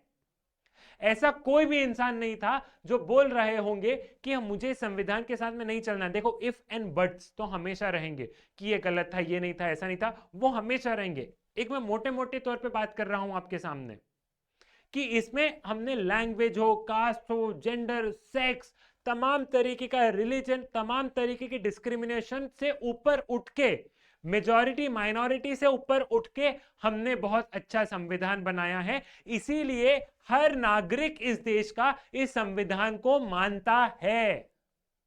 क्लियर है? समझ में आ गया यहां पे? अब जरा सा debate over the constitution making in Nepal. ये आपकी एनसीईआरटी बुक में साइड में बॉक्स में दिया है, थोड़ा सा इसे समझते हैं। ये जो बॉक्स होते हैं बच्चों, ये भी बहुत इंपॉर्टेंट होते हैं। क्यों इंपॉर्टेंट होते हैं?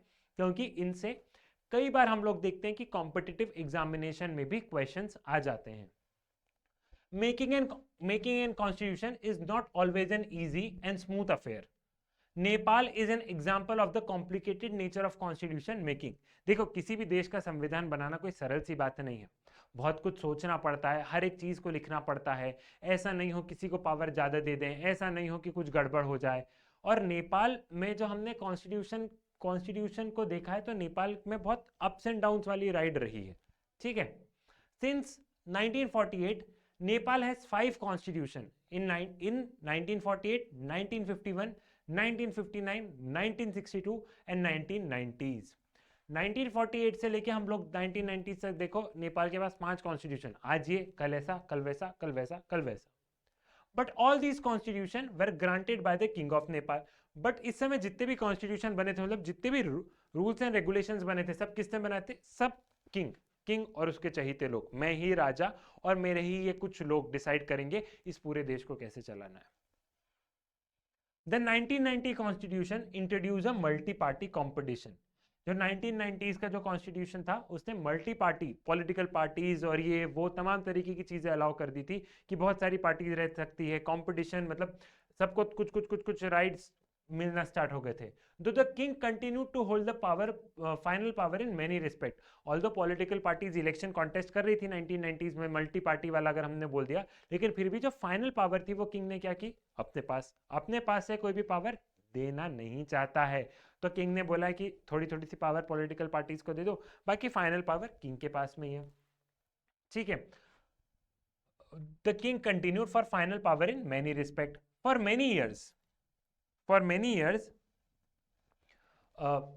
many years, Nepal was faced with militant political agitation for restructuring the government. The main issue was the role of monarchy in the constitution of Nepal. Some group in Nepal wanted to abolish the institution of monarchy and establish republican form of government. बहुत समय तक हमने ये भी देखा कि जो military है वो लोगों को मार रही है, लोग प्रोटेस्ट कर रहे हैं, किंग और इन लोगों के बीच में हमने भिड़त हमें देखने को मिली थी। लोग ये चाहते थे कि ये जो संविधान बना है इसमें किंग का रोल ज्यादा रहा है और वो मोनार्की को हटाना चाह रहे थे। वो चाह रहे थे कि कॉन्स्टिट्यूशन में लोगों का रोल ज्यादा रहना चाहिए, क्योंकि अल्टीमेटली कॉन्स्टिट्यूशन लोगों के लिए बन रहा है, किंग के लिए नहीं बन रहा। और वो मोनार्की को हटा के रिपब्लिकन फॉर्म ऑफ गवर्नमेंट लाना चाहते थे। रिपब्लिकन मतलब कि जो हेड ऑफ द स्टेट रहेगा, जो हेड ऑफ द स्टेट रहेगा वो इलेक्टेड रहेगा, और किंग चाहता था कि नहीं, पावर मेरे पास ही रहे। ठीक है। Other believe that it may be useful to shift limited monarchy with reduce role of the king. बाकी कुछ लोग बोल रहे थे कि चलो किंग को रहने दो, किंग को रहना है, लेकिन किंग की पावर को कम कर दो, सिर्फ हेलो हाय तक सीमित रख दो, बाकी की पावर लोगों के पास में आ जाए। The king himself was not ready to give up power. He took all power in October 2002. जब किंग ने देखा कि इतना प्रोटेस्ट ये वो चल रहा है, तो किंग खुद भी रेडी नहीं था, अपनी पावर किसी को नहीं देना है, तो किंग ने क्या किया? किंग ने 2002 में 2002 में सारी की सारी पावर अपने पास कर ली कि अब तुम प्रोटेस्ट करके दिखाओ, सारी की सारी पावर मेरे पास में आ गई। Many political party and organization demanded the formation of the new constituent assembly. The Communist Party of Nepal was in forefront struggle for popularly elected constituent assembly. Finally, under the pressure of popular agitation, the king had to install a government acceptable to the agitating parties. This government has stripped the king of almost all the powers. ठीक है। फिर यहाँ पे लोग फिर भी protest करते रहे और फोर फ्रंट में जो सबसे ज्यादा जिस पॉलिटिकल पार्टी ने प्रोटेस्ट किया था वो थी कम्युनिस्ट पार्टी ऑफ नेपाल। और जब बहुत सारे लोग प्रोटेस्ट करने लगे तो किंग को फाइनली अपने घुटने टेकने पड़े और किंग को लोगों की बात सुननी पड़ी। Finally, under the pressure of agitation, the king had to install a government acceptable to all the parties. This government stripped off the king of almost all power. ठीक है। और 2008 में फिर जब वहां पे नई सरकार बनी तो उन्होंने किंग की सारी पावर को उड़ा डाला कि तुमने हमको पावर नहीं दी, अब तुम्हारे पास कोई पावर नहीं है। Nepal emerge as a democratic republic after abolishing the monarchy. Finally Nepal adopted a new constitution in 2015। और फिर नेपाल में मोनार्की से डेमोक्रेसी, मतलब रिपब्लिकन डेमोक्रेसी की वहां पे इलेक्शंस होने लगे प्रॉपर, ये वो किंग का रोल खत्म किया और 2015 में वहां नया संविधान बना। ये थी नेपाल की यहाँ पे हमने कहानी। क्लियर है?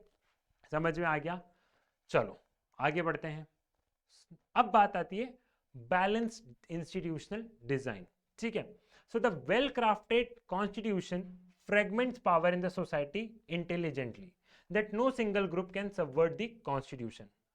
One way of such intelligent designing of a constitution is to ensure that no single institution acquire monopoly of power. यहाँ पे हम क्या देख रहे हैं? Balance institutional design.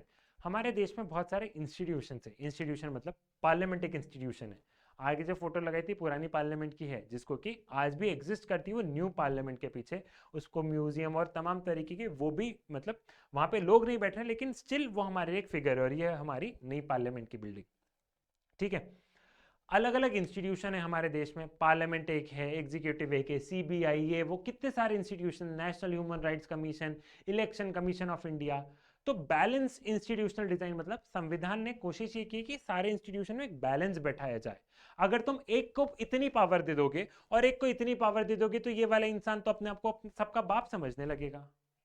तो ये हमारे कॉन्स्टिट्यूएंट असेंबली के लोग जानते थे जब संविधान बना रहे थे कि हम ऊपर नीचे नहीं कर सकते, अगर ऊपर नीचे करना भी है तो बस 19-20 का फर्क हो।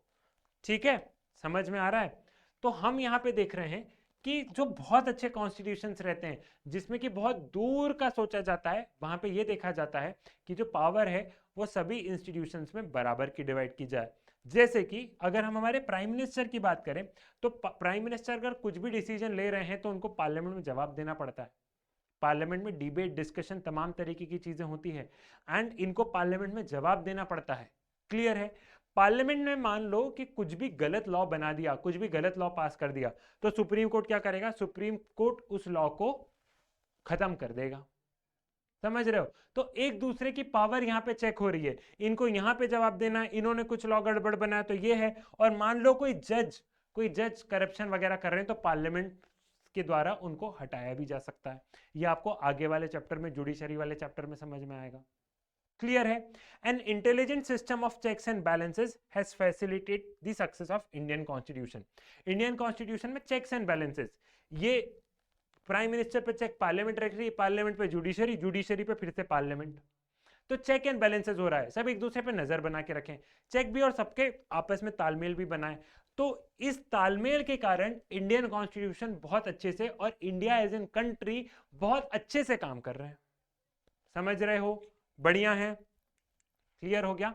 सो the Indian constitution is described as a living document by striking a balance between the possibility of change the provision and limit on such changes.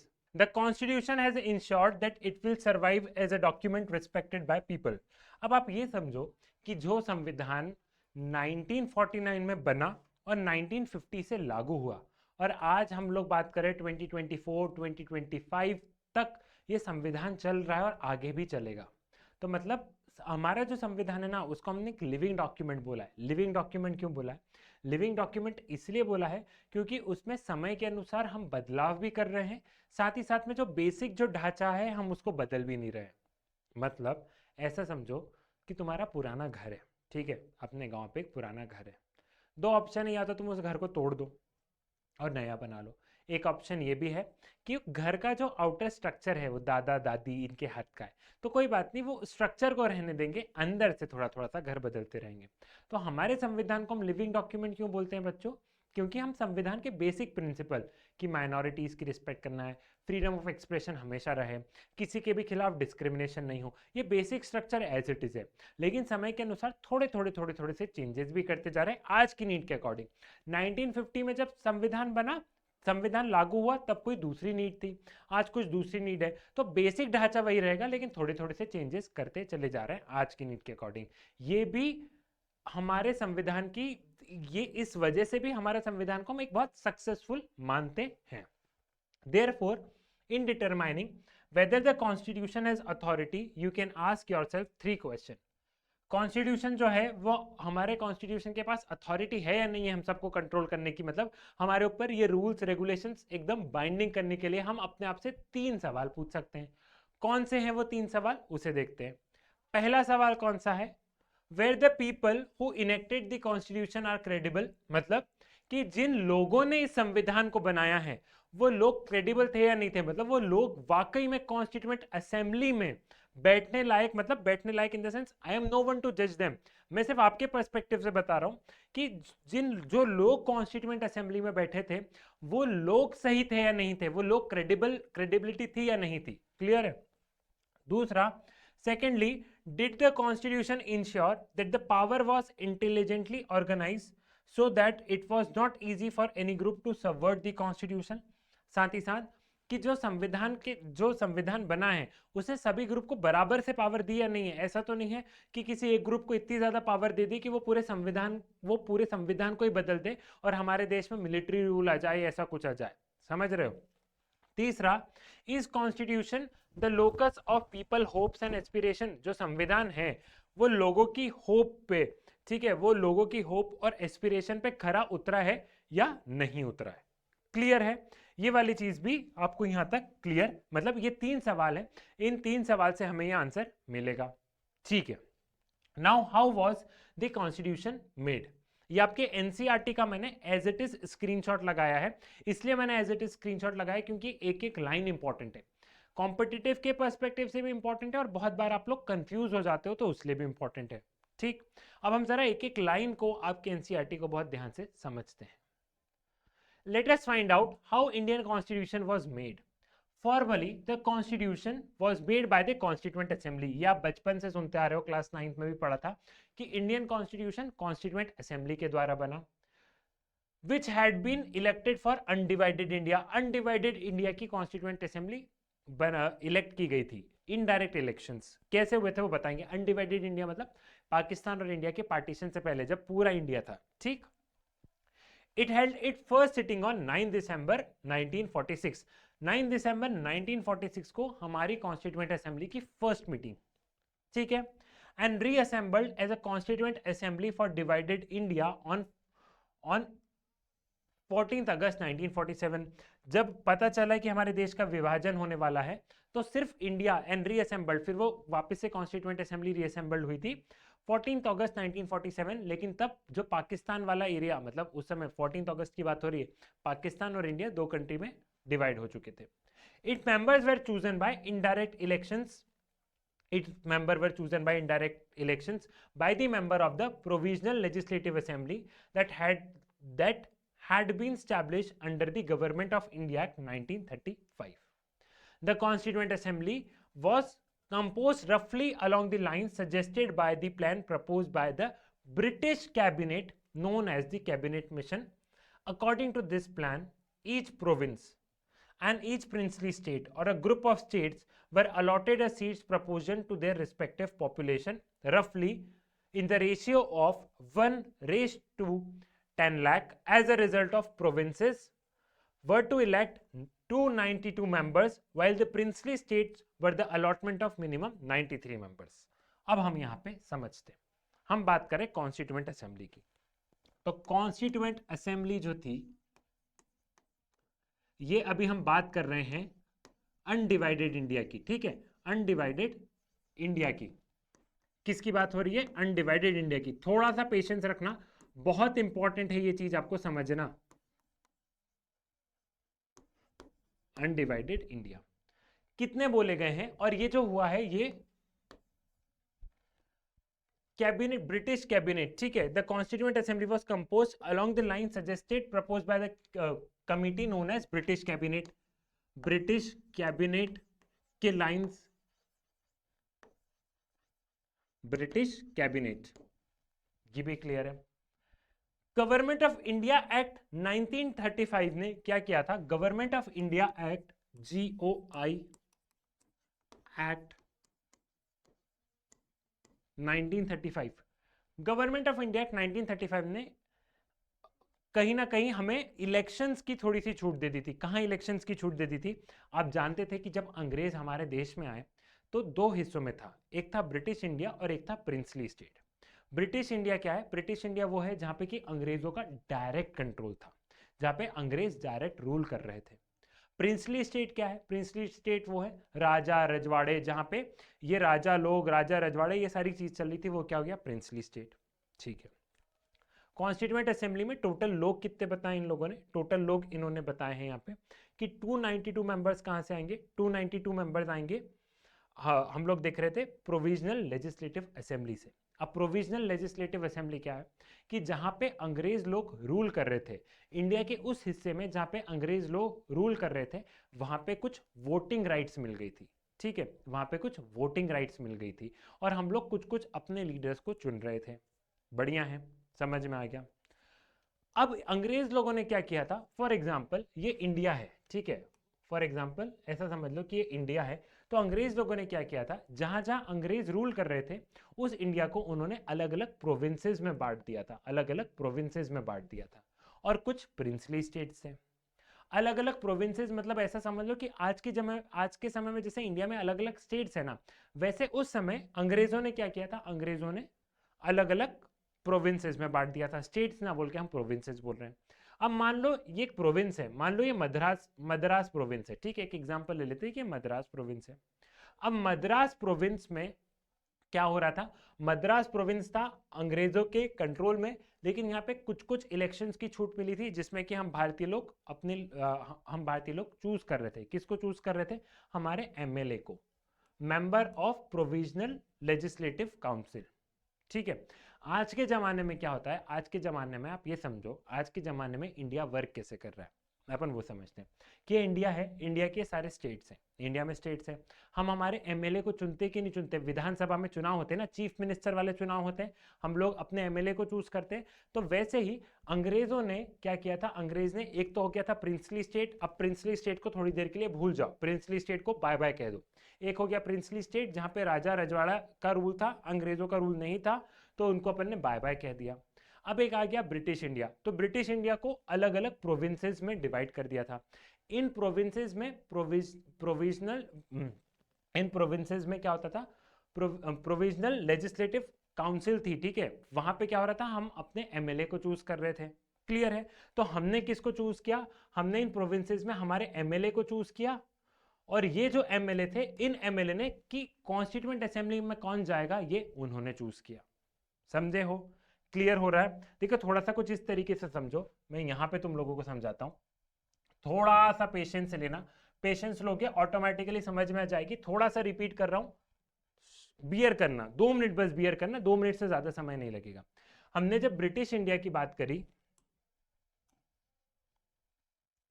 ये अलग अलग प्रोविंसेस है, मान लो ये मद्रास प्रोविंस है, ठीक है, ये मद्रास प्रोविंस है। तो मद्रास प्रोविंस में क्या हो रहा है, मद्रास प्रोविंस में हमने अपने एमएलए को चूज किया, हमने अपने एमएलए को चूज किया, और ये जो एमएलए है, ये एमएलए मद्रास प्रोविंस से कॉन्स्टिट्यूएंट असेंबली में कौन जाएगा, ये इस एमएलए ने चूज किया। जैसे आज के समय में क्या होता है, आज के समय में राज्यसभा में कैसे चुनाव होते हैं, लोकसभा में जब भी चुनाव होते हैं तो आप लोग वोट डाल देते हो, जब वो मोदी जी वाला चुनाव होता है तब आप लोग वोट डाल देते हो, डायरेक्ट इलेक्शन होते हैं। लेकिन हमारा एक और हाउस है राज्यसभा, जिसको कि हम आगे समझेंगे। राज्यसभा में क्या होता है कि हमने हमारे स्टेट के एमएलए को चुना, और हमारा एमएलए चूज करता है कि राज्यसभा में कौन जाएगा। सेम वैसे ही कि हमने मद्रास प्रोविंसेस में हमने हमारे एमएलए को चुना, और ये एमएलए चूज करेगा कि हमारे बिहाफ पे कॉन्स्टिट्यूएंट असेंबली में कौन जाएगा। अब मान लो एक प्रो हो गई मद्रास प्रोविंस, ये मान लो ये हो गई बॉम्बे प्रोविंस, ये कौन सी हो गई, बॉम्बे प्रोविंस। अब और हमारे पास में कितने लोग जा रहे हैं, प्रोविजनल लेजिस्लेटिव प्रोविंसेस से कितने लोग जा रहे हैं, 292 लोग जा रहे हैं। तो ये 292 का फिगर कैसे आया, ये 292 का फिगर ऐसे आया कि हर 10 लाख लोग पे, हर 10 लाख लोग पे एक इंसान जाएगा, हर 10 लाख लोग पे एक इंसान जाएगा, ठीक है। तो मान लो मद्रास की पॉपुलेशन कितनी है, मान लो मद्रास की यहाँ पे जो पॉपुलेशन हो गई, मद्रास की पॉपुलेशन है मान लो 1 CR, मद्रास की पॉपुलेशन हो गई 1 CR, ठीक है। तो मद्रास से कितने लोग जाएंगे, 10 लोग मद्रास से जाएंगे कॉन्स्टिट्यूएंट असेंबली में। बॉम्बे की पॉपुलेशन हो गई मान लो 2 करोड़, बॉम्बे प्रोविंस की पॉपुलेशन हो गई 2 करोड़, तो यहां से कितने लोग जाएंगे, यहां से 20 लोग जाएंगे। तो हर 10 लाख लोग पे एक इंसान जाएगा, क्लियर है, समझ में आ गया। तो अभी तक मैंने क्या बताया, अभी तक मैंने बताया कि कॉन्स्टिट्यूएंट असेंबली में इलेक्शंस हुए थे, लेकिन इनडायरेक्ट इलेक्शन थे, हमने डायरेक्ट नहीं चुना था, हमने अपने प्रोविंसेस के लीडर को चुना था, और उन प्रोविंसेस के लीडर्स ने किसको चुना, कॉन्स्टिट्यूएंट असेंबली में कौन जाएगा। अब प्रोविंसेस के लीडर ने कैसे चुना है, प्रोविंसेस के लीडर ने चुना है पॉपुलेशन के हिसाब से कि हर 10 लाख लोग में से एक इंसान जाएगा। मान लो मद्रास की पॉपुलेशन 1 करोड़ है, तो यहाँ पे 10 लोग जाएंगे, इसकी 2 करोड़ है, तो यहाँ पे 20 लोग जाएंगे, क्लियर, ये भी समझ में आ गया, क्लियर है, यहां तक की चीज क्लियर है। अब जरा अपन इसको इरेज कर देते तो आपको ऑटोमेटिकली और थोड़ा सा क्लियर होगा, क्लियर है, आगे बढ़े, चलो, नहीं तो अब आप भी चिल्लाने लग जाओगे कि सर थोड़ा सा जल्दी जल्दी करो, थोड़ा सा आगे बढ़ते हैं फटाफट, ठीक है। Each province and each princely state or a group of states were allotted a proportion to their respective population roughly to the ratio of 1:10 lakh, कि हर 10 लाख लोग पे एक इंसान जा रहा है। As a result the provinces that were under the British rules were to elect 292 members. पूरी population को देख के ये तय हुआ कि 292 मेंबर्स क्या होगा, 292 मेंबर्स ये प्रोविंसेस से आएंगे। while the princely states were allotted a member of 93, जो राजा रजवाड़ा है उनसे 93 मेंबर्स आएंगे। ये 93 मेंबर्स कैसे आएंगे, करीब करीब देखो 50 से ज्यादा, मोर देन 50 प्रिंसली स्टेट्स से आजादी के समय, ठीक है। तो ये जो मोर देन 500, 50 नहीं बोल रहा हूं, मोर देन 500 थे, ठीक। तो ये जो 500 प्रिंसली स्टेट्स हैं, ये जो 500 प्रिंसली स्टेट्स हैं, ये लोग आपस में तय कर लेंगे कि कैसे 93 लोग जाएंगे, ठीक। समझ में आ गया। ये 93 का हिसाब क्लियर हुआ कि ये 93 प्रिंसली स्टेट से कौन कॉन्स्टिट्यूएंट असेंबली में जाएगा। उनकी नंबर था 93 पॉपुलेशन को देखते हुए, तो सारे 500 के 500 फॉर एग्जांपल मान लो, मोर देन 500 थे, तो अपन मान लेते हैं अभी 500। तो मान लो ये सारे प्रिंसली स्टेट्स के राजा रजवाड़ों को एक साथ में अंदर बैठा दिया कमरे में, और ये आपस में तय कर रहे हैं कि कौन 93 मेंबर्स होंगे। क्लियर। तो प्रिंसली स्टेट्स वाला सॉर्टेड है। The seats in each province were distributed among the three main communities, Muslim, Sikh and General, in proportion to their respective population. Members of each community in the Provisional Legislative Assembly elected their own representative by the method of proportional representation with the single transferable vote. अब यहाँ पे for example मैंने बात की थी कि Madras province की जो पॉपुलेशन है, मद्रास प्रोविंस की पॉपुलेशन हो गई 1 करोड़, तो कितने लोग जाना है, 10 लोग जाना है, ठीक। अब ये 10 लोग कैसे होंगे, मान लो कि 1 करोड़ में से 50 लाख जनरल, 30 लाख मुस्लिम और 20 लाख सिख।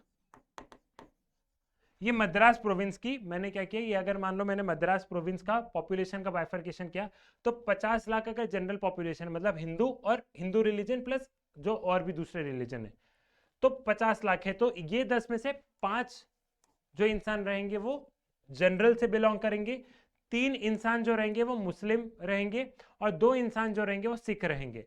तो इस तरीके से इनमें भी हमने बाइफर्केशन देखा था। ये भी चलो यहाँ पे क्लियर हो गया है।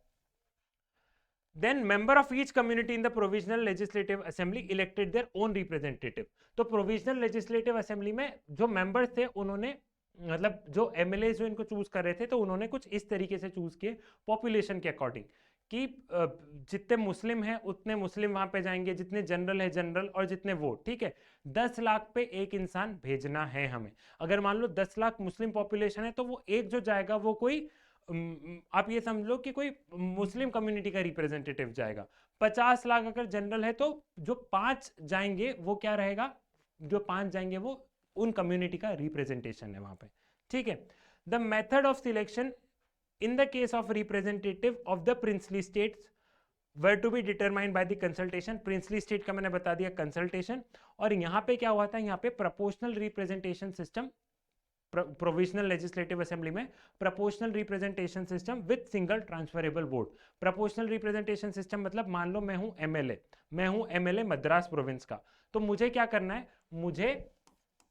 मुझे प्रेफरेंस देनी है। मान लो ये 4 लोग हैं, तो मैं प्रेफरेंस दूंगा कि मेरी फर्स्ट प्रेफरेंस ये है, सेकंड प्रेफरेंस ये, थर्ड प्रेफरेंस ये, फोर्थ प्रेफरेंस ये। तो आपको एक पेपर दे दिया गया था और वो प्रेफरेंस दे रहे थे कि मेरा ये मानना है कि पहले नंबर पे ये इंसान जाए, दूसरे पे ये जाए, तीसरे पे ये जाए, उस पे ये जाए। तो जितने भी मद्रास प्रोविंस के एमएलए थे उन्होंने प्रेफरेंस दी थी, ठीक है, उन्होंने प्रेफरेंस दी थी सिंगल ट्रांसफरेबल वोट के द्वारा। तो जिसकी सबसे कम प्रेफरेंस थी, मतलब जिसका सबसे कम आ रहा था कि 10% लोग चाह रहे हैं कि सिद्धार्थ जाए, तो सिद्धार्थ को एलिमिनेट कर दिया क्योंकि मेरी प्रेफरेंस सबसे कम थी। क्लियर है। अब बोलोगे पूरा क्लियर नहीं है। पूरा क्लियर कहां पे होगा, पूरा क्लियर होगा इलेक्शन एंड रिप्रेजेंटेशन वाले चैप्टर में, ठीक है, यूनिट 3 में, वहां पे जाके पूरा क्लियर हो जाएगा। अभी एकदम पूरा कर लेंगे तो भसड़ मच जाएगी, तुम लोग भी सोचोगे क्या हो गया। फिलहाल के लिए इतना समझ में आ गया, क्लियर है। आई थिंक ये वाली बात आपको यहां तक पूरी क्लियर हो गई है। क्या क्लियर हो गया है आपको कि कॉन्स्टिट्यूएंट असेंबली में 292 मेंबर जा रहे थे ब्रिटिश इंडिया से, जिसको कि हम लोग क्या बोलते हैं, प्रोविंसेस बोलते हैं। यहाँ पे इलेक्शंस थे, इनडायरेक्ट इलेक्शन थे, हर 10 लाख लोग पे एक इंसान जाएगा। और यहाँ पे कौन चूज कर रहा था, हमारे एमएलए जो थे, हमारे एमएलए वहां पे कॉन्स्टिट्यूएंट असेंबली में कौन जाएगा, वो रहेगा। 93 मेंबर्स जो थे, 93 मेंबर्स प्रिंसली स्टेट से जाने थे।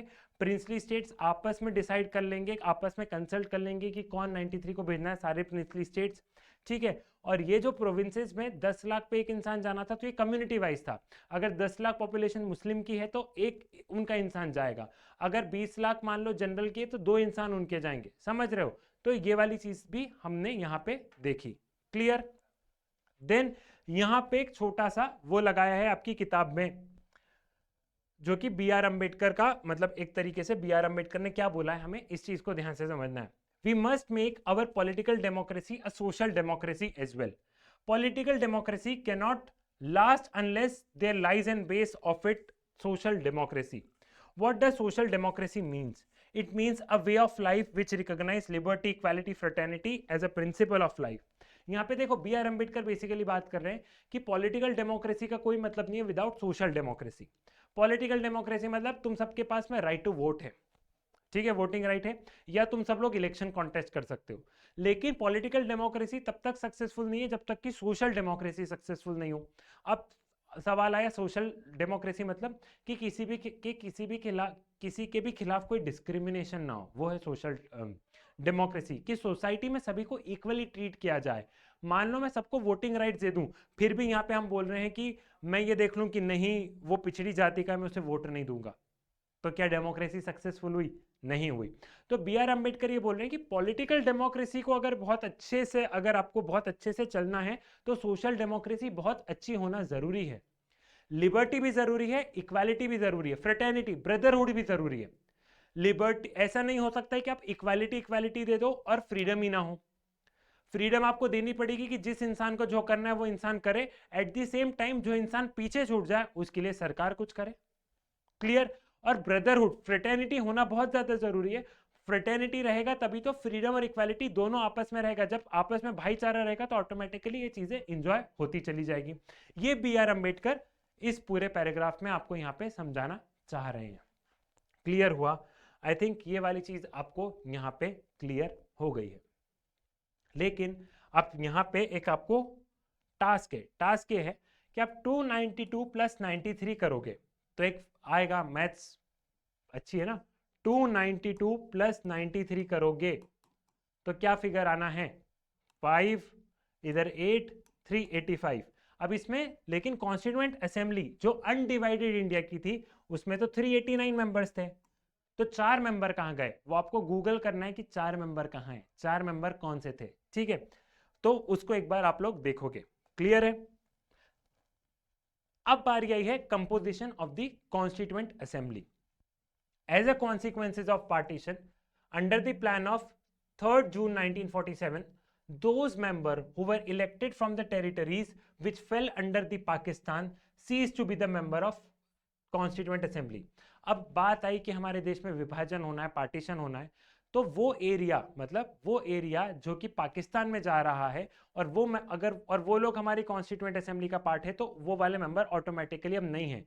फॉर एग्जाम्पल हमने बात करी ना कि अलग अलग प्रोविंसेस से लोग आएंगे, तो मान लो जो पाकिस्तान वाले एरिया की जो प्रोविंसेस थी वहां से जो लोग आ रहे थे, वहां से जो प्रिंसली स्टेट से लोग आ रहे थे, अब वो हमारी कॉन्स्टिट्यूएंट असेंबली का पार्ट नहीं रहेंगे, वो सब लोग पाकिस्तान की कॉन्स्टिट्यूएंट असेंबली का पार्ट रहेंगे, clear. The number of the assembly was reduce to 299। जो नंबर था वो 299 से रिड्यूस हो गया था, 389 से 299 हो गया था, क्योंकि अब हमारे देश का होना है partition. The Constitution was adopted on 26 January 1949.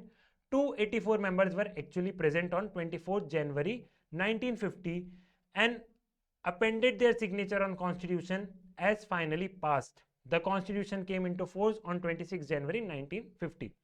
अब 299 में से 299 मेंबर हमारी डिवाइडेड, जो जब पार्टीशन हो गया था तो फिर 299 मेंबर्स बचे, और फाइनली 24 जनवरी जब संविधान पूरा बन रहा था, 24 जनवरी जब सबके सिग्नेचर लगने थे, तो आउट ऑफ 299 284 मेंबर प्रेजेंट थे। बचे हुए लोग कहाँ चले गए? बचे हुए लोग कुछ ऊपर चले गए, ठीक है, और कुछ लोग जो थे, मतलब ऐसा कहा जाता है कि उस दिन बहुत बारिश हो रही थी तो नहीं आए, बारिश की वजह से नहीं, मतलब किसी कारणवश वो नहीं आ पाए वहां पे, ठीक है। तो भी 99 में से 284 मेंबर ने साइन कर दिया था और हमारा कॉन्स्टिट्यूशन रेडी हो गया था 26 नवंबर 1949 को, लेकिन हमने उस कॉन्स्टिट्यूशन को लागू किया है 26 जनवरी 1950। अब हमने 2 महीने क्यों वेट किया? 2 महीने इसलिए वेट किया क्योंकि 1930 में जवाहरलाल नेहरू जो थे वो ये बात करते हैं कि हम लोग हर साल 26 जनवरी को क्या बनाएंगे? पूर्ण स्वराज, मतलब कंप्लीट फ्रीडम हमको मिलेगी। लेकिन हमको 26 जनवरी 1930 को फ्रीडम तो नहीं मिली थी, लेकिन फिर भी हमने इंडिपेंडेंस डे सॉर्ट ऑफ जैसा सेलिब्रेट किया था कि हमें कभी तो आज़ादी मिलेगी। तो हमारे लिए 26 जनवरी बहुत इंपॉर्टेंट था। हमें आज़ादी तो बहुत समय बाद में मिली, 15 अगस्त 1947 को मिली, लेकिन जब 26 नवंबर 1949 को संविधान बन गया था तो ऐसा लगा कि 2 महीने बाद 26 जनवरी हमारे लिए इतने इंपॉर्टेंट दिन है जिसको कि हम 10-20 साल से as an independence day celebrate करते आ रहे, तो हम इसी दिन हम क्या करते हैं? हम इसी दिन हमारा कॉन्स्टिट्यूशन को अडॉप्ट करते हैं और इस दिन से हमने हमारा रिपब्लिक डे बनाया। Thus the constitution was framed against the backdrop of violence that and the partition that unleashed on the subcontinent, but it is tribute to the fortitude of the framers that they were not only able to draft a constitution under immense pressure but also learned the lessons from unimaginable violence that accompanied the partition. The constitution was committed to a new conception of citizenship where not only would minorities would be secure but religious identity would have no bearing on citizenship rights. अब इस संविधान जब बन रहा था तो pressure इतना था क्योंकि इतना खतरनाक वायलेंस हमने देखा था कि लोग बाउंड्री से इस तरफ आ रहे हैं। हम ये देख रहे थे कि कितना खतरनाक वहाँ पे वायलेंस था, खून खराबा हो रहा था, और हमने ये तक देखा था, क्या देखा था कि रिलीजन के नाम पे मतलब एक तरीके से हम लोग ये देख रहे थे कि एक आप देखोगे ना ट्रेन और ये तमाम तरीके की चीज़ें देखोगे आप, अगर वो सीन्स को देखोगे तो आपके रोंगटे खड़े हो जाएंगे। तो हमारी कॉन्स्टिट्यूएंट असेंबली ने इन सारी लर्निंग्स को अपने संविधान में उतारा है। जब उन्होंने सिटीजनशिप देने की बात करी तो सिटीजनशिप माइनॉरिटीज वाली बात नहीं है, हमने सभी रिलीजन को भी स्वीकार किया। इंडिया ने रिलीजियस आइडेंटिटी को भी सबको स्वीकार किया और हमारी कॉन्स्टिट्यूएंट असेंबली ने बहुत प्रेशर में कॉन्स्टिट्यूशन बनाया, लेकिन बहुत खूबसूरत कॉन्स्टिट्यूशन बनाया है।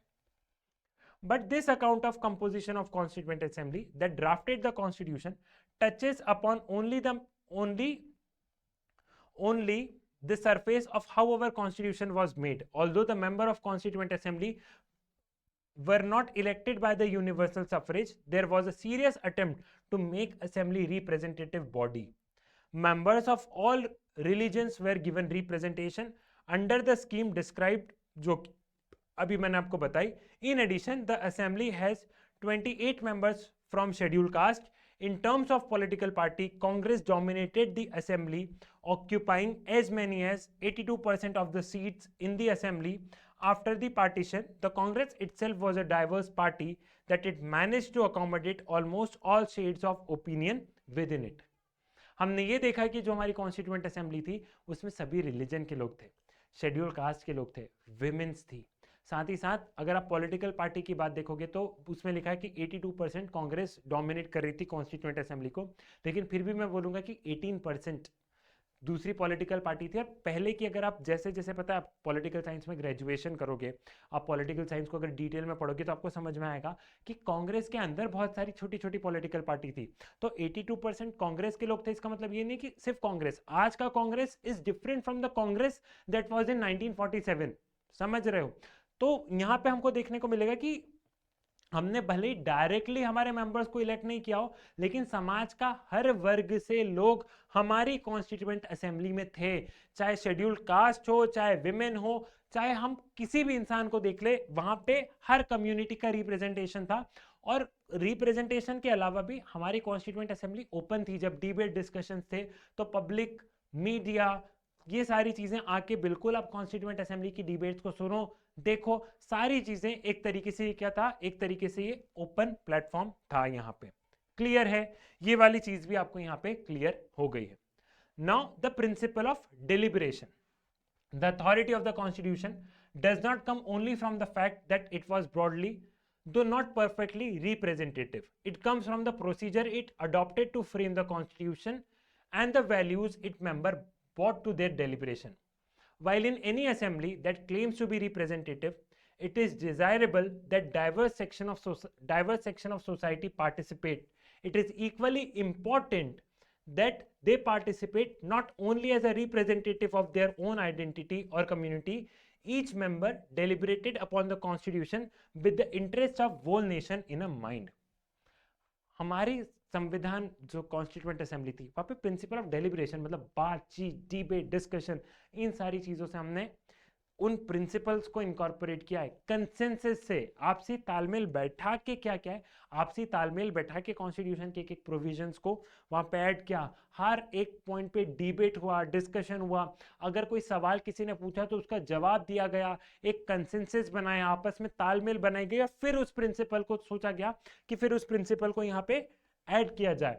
साथ ही साथ यहाँ पे हम लोग देख रहे थे कि हमारी कॉन्स्टिट्यूएंट असेंबली में वही कि अगर डायरेक्टली इलेक्ट नहीं किया हो तो भी हर कम्युनिटी के लोग थे, हर कम्युनिटी के रिप्रेजेंटेटिव थे, और वो जो रिप्रेजेंटेटिव थे वो सिर्फ अपनी कम्युनिटी को ही नहीं रिप्रेजेंट कर रहे थे, वो एज अ नेशन वो सभी को रिप्रेजेंट कर रहे थे।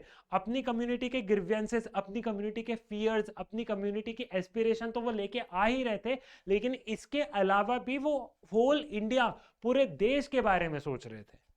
क्लियर है? उसमें बहुत तरीके की, देखो हम देखते हैं कि बहुत सारे डिफरेंसेस ऑफ ओपिनियन रहे हैं, बहुत सारे क्वेश्चंस रहे हैं। बहुत सारे क्वेश्चंस कैसे रहे कि डिसेंट्रलाइज गवर्नमेंट होनी चाहिए या सेंट्रलाइज। सेंट्रलाइज मतलब सिर्फ मतलब सिर्फ सेंट्रल गवर्नमेंट होनी चाहिए या स्टेट गवर्नमेंट भी होनी चाहिए।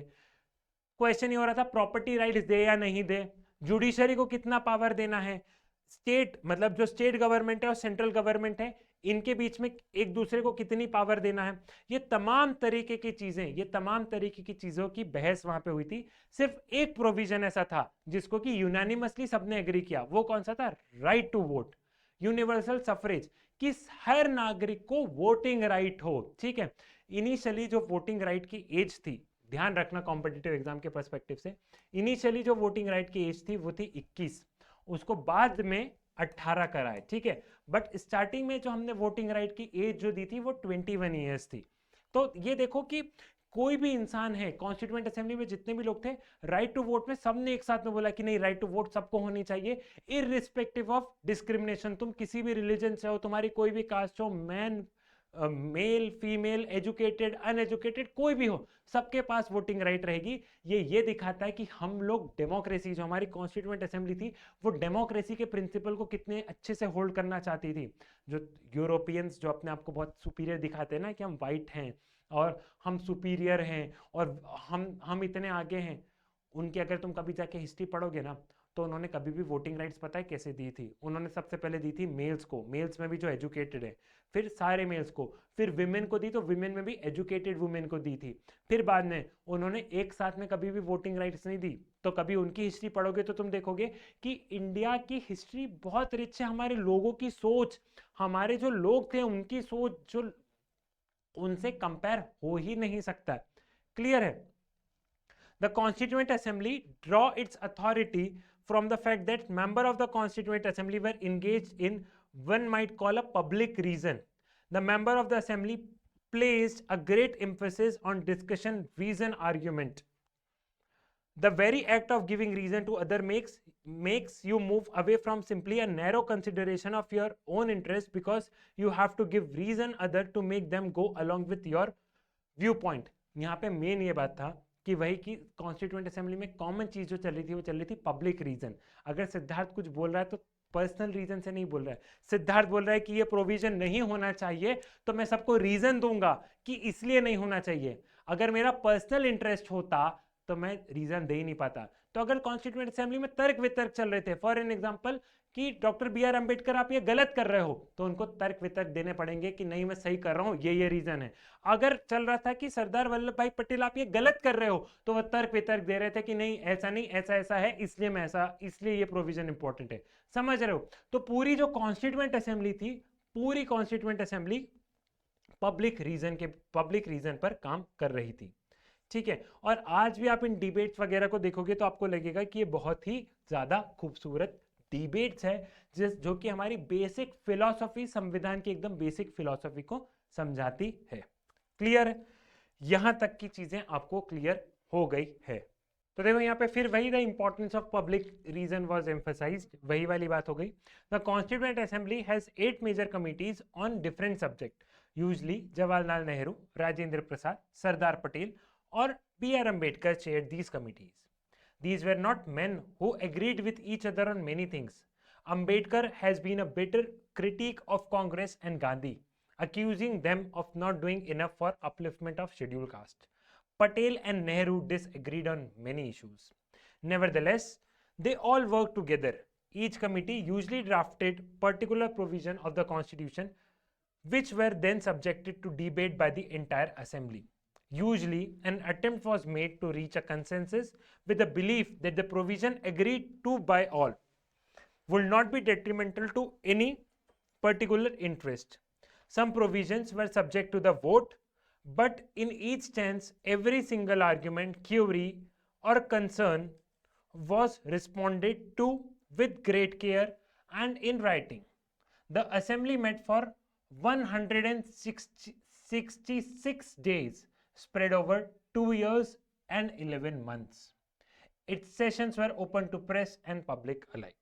देखो अलग अलग कमिटीज थी, ये वो कमिटीज थी जहां पे क्या हुआ, जहां पे कि ये 8 जो कमिटीज थी, मतलब मेजर जो 8 कमिटीज थी, इसमें अलग अलग लोग चेयर कर रहे थे. किसी को पंडित जवाहरलाल नेहरू, तो किसी को डॉक्टर B.R. अम्बेडकर, किसी को सरदार वल्लभ भाई पटेल. ये लोग थे, ये लोग चेयर कर रहे थे. और यूजली क्या हो रहा था, ये तीनों वो इंसान है, अगर आप इनको ध्यान से देखोगे, जिनके की बहुत सारे डिसएग्रीमेंट थे. अंबेडकर की कांग्रेस और गांधी से नहीं बनती थी. नेहरू और पटेल के बीच में ऑलरेडी बहुत सारे डिफरेंसेस ऑफ ओपिनियन रहते थे, लेकिन फिर भी इन्होंने साथ में मिलकर काम किया, देश के लिए काम किया. इन्होंने मेजर प्रोविजंस, अब जो कमिटी में जैसे जो टास्क रहा, इन्होंने मेजर प्रोविजंस बनाए और देन ये ओपन टू डिबेट थे जो प्रोविजंस जो इन्होंने बनाए. ठीक है, कुछ प्रोविजंस पे वोटिंग भी हुई, लेकिन मेजरली ये कोशिश की गई कि कंसेंसस बने और हर चीज का जवाब दिया गया. ऐसा नहीं हुआ कि कोई भी प्रोविजन एकदम ऐसे धुएं में उड़ा दिया. हर चीज का जवाब, सवाल जवाब, तमाम तरीके की चीजें यहाँ पे हुई. एंड देन यहाँ पे बहुत अच्छे से हमारा संविधान बना. और यहाँ पे संविधान को लगभग हम लोग देख रहे थे 166 डेज तक मिला और 2 साल 11 महीने तक इस प्रोसेस में लगभग चला. Now inheritance to the nationalist movement. जैसा कि मैंने पहले भी बताया कि हमारे देश में हमने ये देखा कि जो इंडियन नेशनल मूवमेंट है उसकी बहुत बड़ी भूमिका रही है संविधान बनने में. हमने जो इंडियन नेशनल मूवमेंट में देखा, हमने जो चीजें देखी, उससे हमने बहुत कुछ सीखा. But no constitution is simply a product of assembly that it's produced. An assembly as diverse as Constituent Assembly of India could not have functioned if there was no background consensus on the main principle of constitution should enshrine. These principles were forged during the long struggle of the freedom.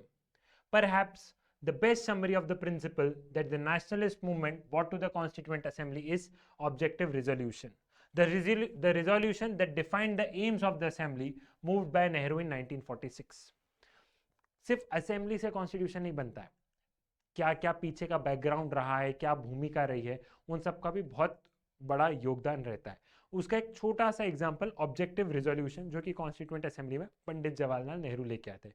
Objective resolution मतलब कि M क्या है, objective क्या है. तो उस objective resolution में बात की गई थी इक्वालिटी, लिबर्टी, डेमोक्रेसी, सोवरेनिटी, ठीक है, कॉस्मोपॉलिटन आइडेंटिटी, सबको साथ में लेके चलना है. ठीक है, विश्व गुरु, ये तमाम तरीके की चीज सबको साथ में, ये तमाम तरीके की चीजें हमने हमारा जो फ्रीडम स्ट्रगल है वहां से देखा.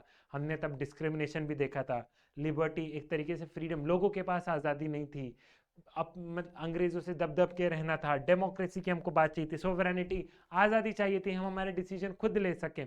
ये तमाम तरीके की चीज़ें जो ऑब्जेक्टिव रिजोल्यूशन में थी, ये दर्शाता है कि हमारा फ्रीडम स्ट्रगल, जो हमारा इंडियन नेशनल मूवमेंट है, उसका बहुत बड़ा रोल रहा है. Thus, our constitution is not merely a maze of rule and procedure, but a moral commitment to establish a government that fulfilled the many promises that the nationalist movement held before the people.